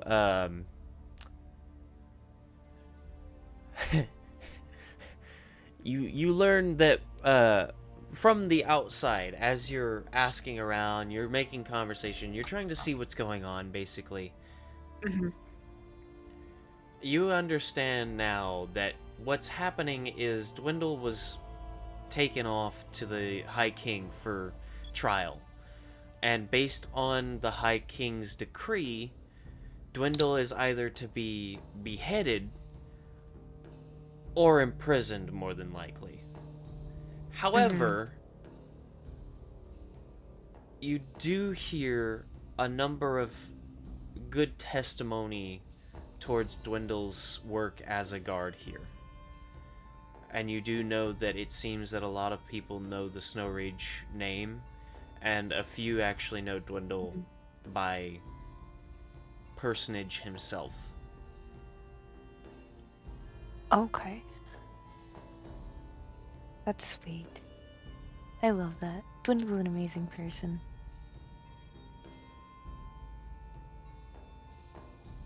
Okay. Yeah, then she would remain in there until she's seen them, and then she would seek them out. You do find Nyla and Dwendal. Dwendal is with his head and not in chains, surprisingly. May's gonna literally run up to him and like grab his cheeks and like check him over. It's like, wait, no. He's just waving down. The guard, the golden guard, is still in front of him. No! Are you okay? We were so worried about you. No, they'll kill you, don't! Looks at the golden guard. They look like they could not care less. Looks. However, they do know who your companions are now, so they know who to look out for your certain conditions. It's just looking down. It's fine for now, but I swear if he does anything like that again, I'm gonna kill him just so I can bring it back and kill him again. Well, Nyla didn't take you for a Looking cleric at the or golden guards. necromancer. Sorry, Can we, necromancer. I will figure it out specifically for this purpose. How did you guys manage to Or get necromancy. out of that? No talk about magic here. They're little. Especially not dark. Then let's go. Okay. I'm not too sure what I am as of this moment. I am a guard, and at the same time I am not a guard. Hence why my badge is in my pocket. My chieftain will see me. And I cannot leave until he does so. Fine may have been an overstatement. And Alive and standing is probably better. there's 3 I need. So, I'm in charge of you, pretty much. Here. That being said, what do you need of us? Is everything Ooh. okay? Is everything sorted out? Everything's... No. Absolutely not. I have 3 decades of pit work, pit cleaning to do. Pit work? Oh well. Yes, there's You know, the pits are, where the imprisons go. It is very dirty work. It is very tedious work. If you want, I'll get arrested to keep you company. It is typically punishment for guards. Absolutely not. Nope, nope, no, no, no, no, no. That was a joke. I would never do that. Oh, while you are Yeah, here, never. the king has permitted for you both to be here, and so is Clementine. She didn't enter the portal, did she? Nope. Oh, you No, all where get is to she? explain to She's Odile. kinda... Mm-hmm. Either way, your cry, anything that you do here, is put on me. Hmm. So Ruby crimes. I'm watching you both like hawks. Don't worry, Dwendal. As much as I know you'll still If you keep an steal eye on... something, my hands are going to get broken. I respect you enough Do you to... understand? Do not no stealing. I would Hmm. never. I'm not the one Oh. with the sticky hands. And That's that one. Wouldn't She's the one that keeps wouldn't getting... dream of it. looks at both of you. Right. Either way, there's a certain lass I need to see. Go And to her! just starts walking. I'm going to beat you as much as she's going about to beat me here.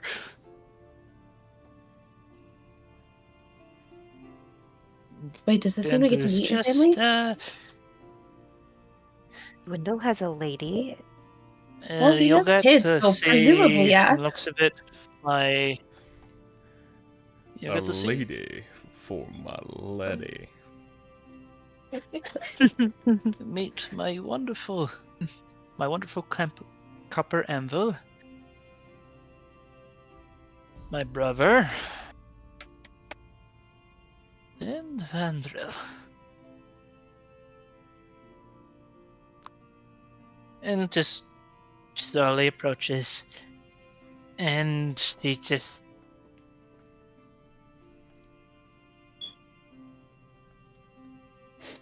he is trying to keep it together.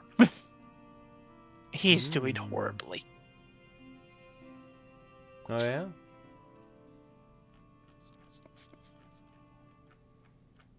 As there's a lover in the eye.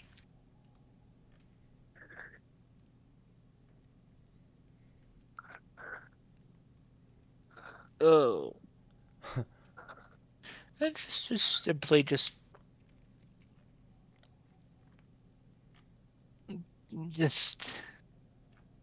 press the shield down. I'm back. Oh really? I hadn't noticed.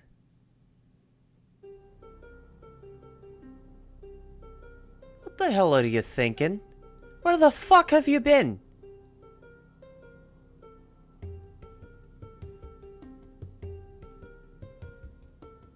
Well, don't sit there fucking silent.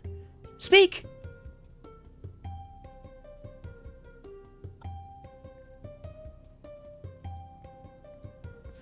I was talking to my dad. What's that? Who? I wasn't thinking. You My never mama? do you?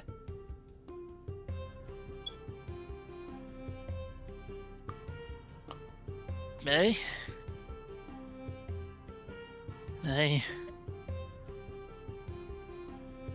I cleared it up mostly. I have a lot of work to do. Oh, mostly? Well, I'm so glad that you mostly solved the issue. Tell me, what about the rest of the fucking issue?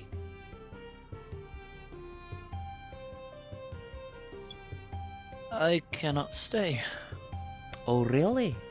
and I may never return. I doubt that one. Well, just look, son, brother. I'm not saving you I'm out on gonna this go one. try and kill a dragon. Oh, that was Vandris?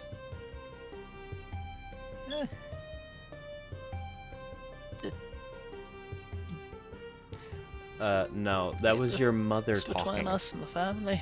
Graham. Oh, that's my mother. Vandris? Shit. Medela. Ah. The hell. Did I. Mom, he's just looking at Mom. Okay, this is so much worse. This is so much worse. I'm getting chewed up by my mom. Mm-hmm. And what's funny is, as a female mountain dwarf... No, are you a mountain dwarf? You are a mountain dwarf. I'm out. Yeah. Yeah, I remember that now. Okay. I heard you Verdella. actually- I'm like, I have No. no idea what I've done. No, this is your mother, your brother, and your first daughter. Okay. I was just trying. I cannot remember what I wrote down for the girl. Medela was the one that was just chewing you out, and I can't find it. Kind of important information. Yeah. It's just looking. He's just looking at his parent, mom, brother, and daughter. Hey, Grandpa will tell you the rest of the story, but Oh, I don't need to hear it. I've been the one dealing with all of the complaining and the bitching and the whining that one of their kids has I'm decided gonna to go go kill off. a dragon. What? Yeah. You're gonna do what now? You heard. I'm sorry, I'm not entirely sure that I cleaned all the coal dust out of my ears. Aye. You're gonna go I'm do gonna go what? try and kill a dragon.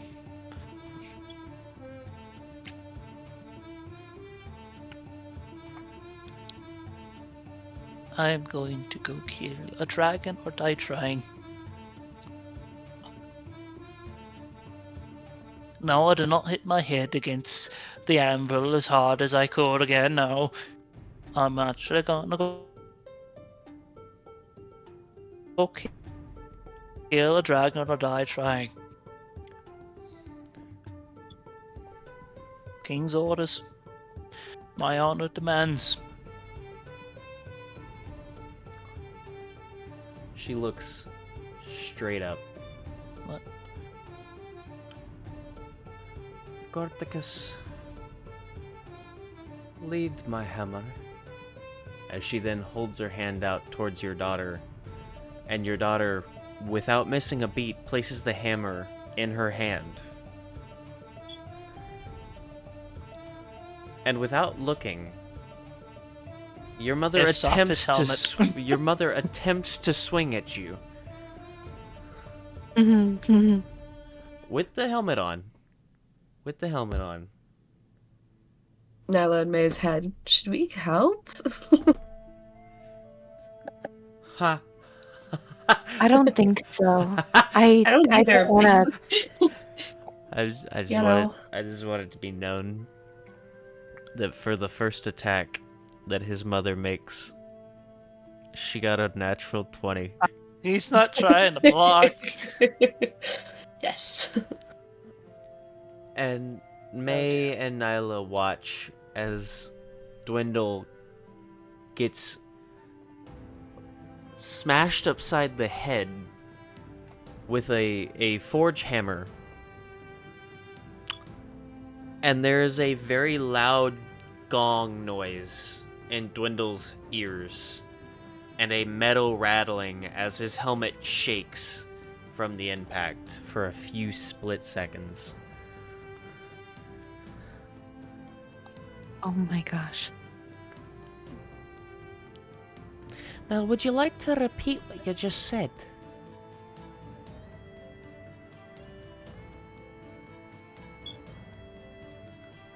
What'd you say, mother? My ears are still raining.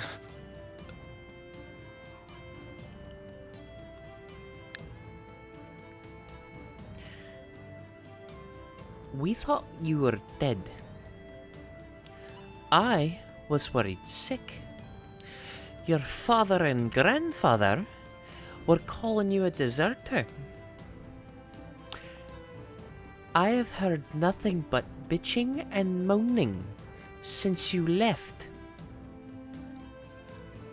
Do you understand how much your father and grandfather bitch and moan about their soldiers?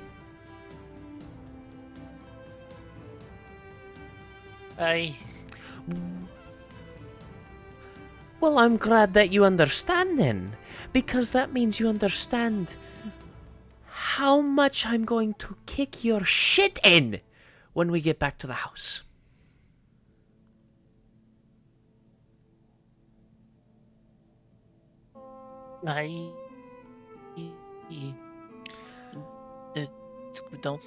Don't forget to leave some for that. But this, I think he's going to kill me this time. Maybe so. And just so you know,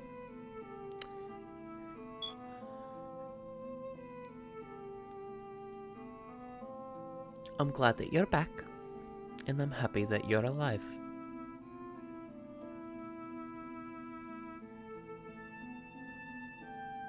She then wraps her arms around him. Build some things for us. Just wraps around it. I am never a deserter. You know this. I just got lost in the force of life, and a lot of stuff happened. A lot of stuff happened.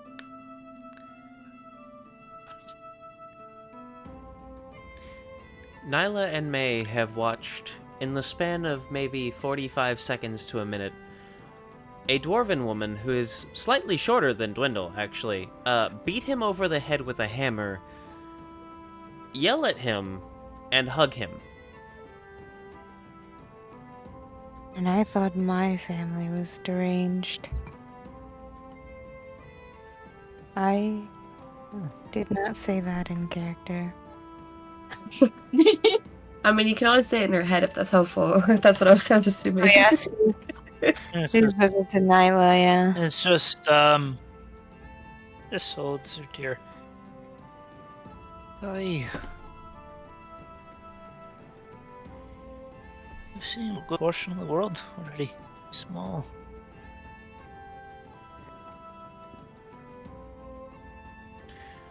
I'm glad that you've gotten But- to see things. Come on. Never did my. I have to go back out. Oi, he just waves it, rub it over. From the water. Looks back. Oh, you need to see this here. Your mouth's gonna open. See this bag? Look inside. You see anything? Oh, no, there's nothing in there, right? Right? Reaches in, pulls out a bit of beer.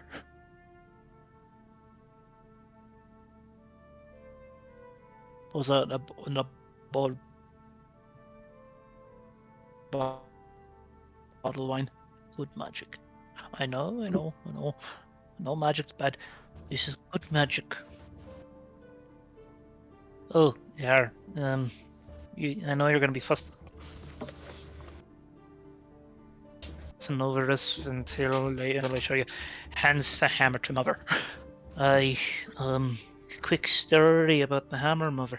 The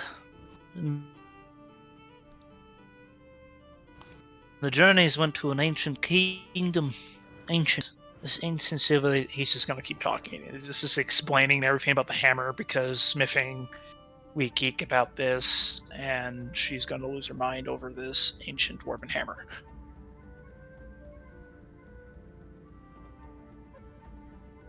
No. It's a family trait. It's genetic, like autism. And he can't help it, and I know this dress is going to not fit Tristan. But Glass is going to complain and complain and complain, but he's going to pick her up, even though she's 14 years old, and put her on her shoulder. Hit her on the shoulders.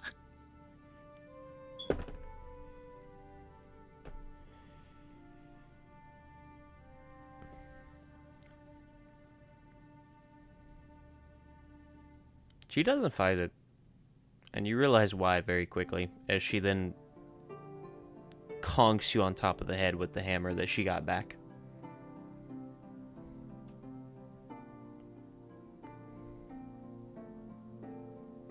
I see you've been practicing your swing.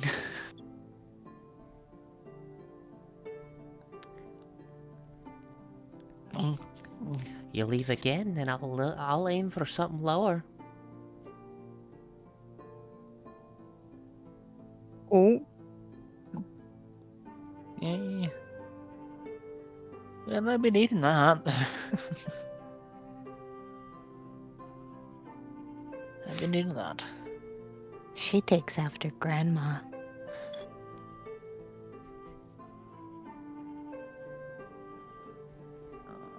More of an, you know. You're getting the idea that a lot of Dwendal's family is either very military or very much like his brother, that are kind of like silent, strong. And then there's the women in his family. And already the two that you've met have gone directly to violence. I like that.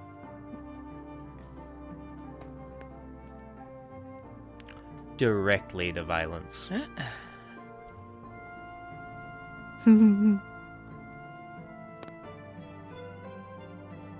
wonder what Sasha's like. Spoiled.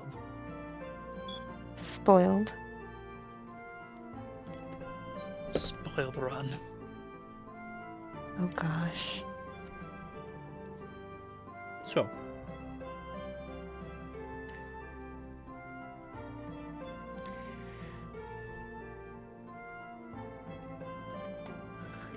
if you don't have anything else to do, let's head back to the house.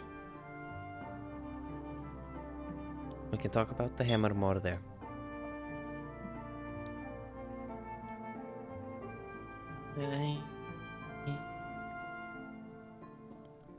But first, are you going to introduce us to your companions that you're walking around with? They're very tall.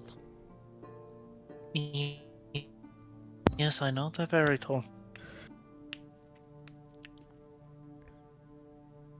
And does the dwarven gesture for sticky fingers. But they... She narrows her eyes okay, and but she just kind of very looks. useful, and they're growing on me. She narrows her eyes as she just kind of looks back and forth between May and Nyla. May's just gonna smile and give a little wave. I'm May. Emma.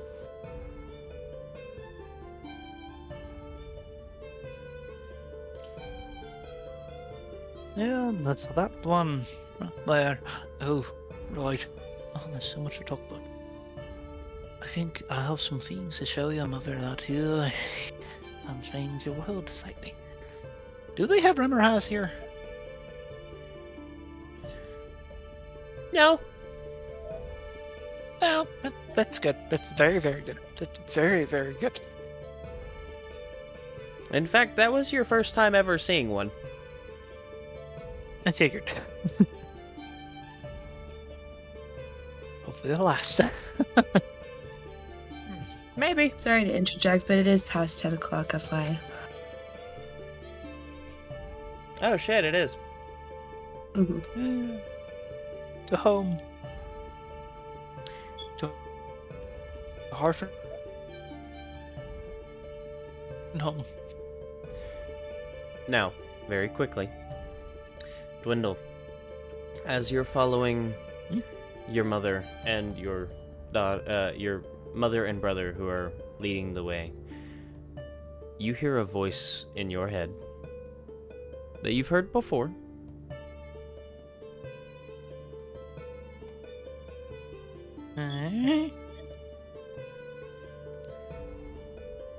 Find the sigils.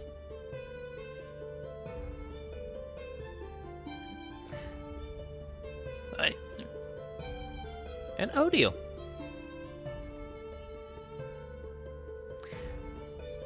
Your ghostly friend.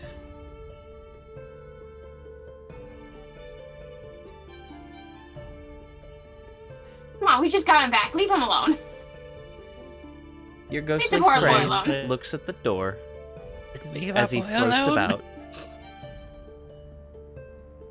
about. He's doing his usual floating thing as he looks to the door, then looks back to you, then looks back to the door, then back to you. Do you think they're dead yet? Nah. Too soon. They're still in chaos right now, if anything. Should we stop them? No, because if they wanted me in the chaos, they would have grabbed me by now. Yeah, but Dwendal also told them not to follow, and they have. And if usually Dwendal doesn't say don't do things, he just gets upset at them for doing it afterwards. And you think I want Dwendal upset with me? Fair point.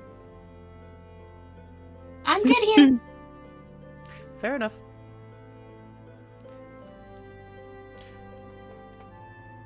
And with Dwendal and his trial tediously finished, and our group reunited, now learning, well, mostly reunited. One of them is patiently waiting.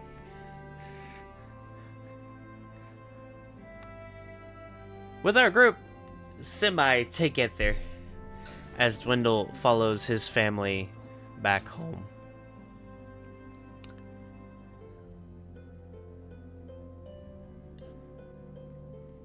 Episode 79 comes to an end.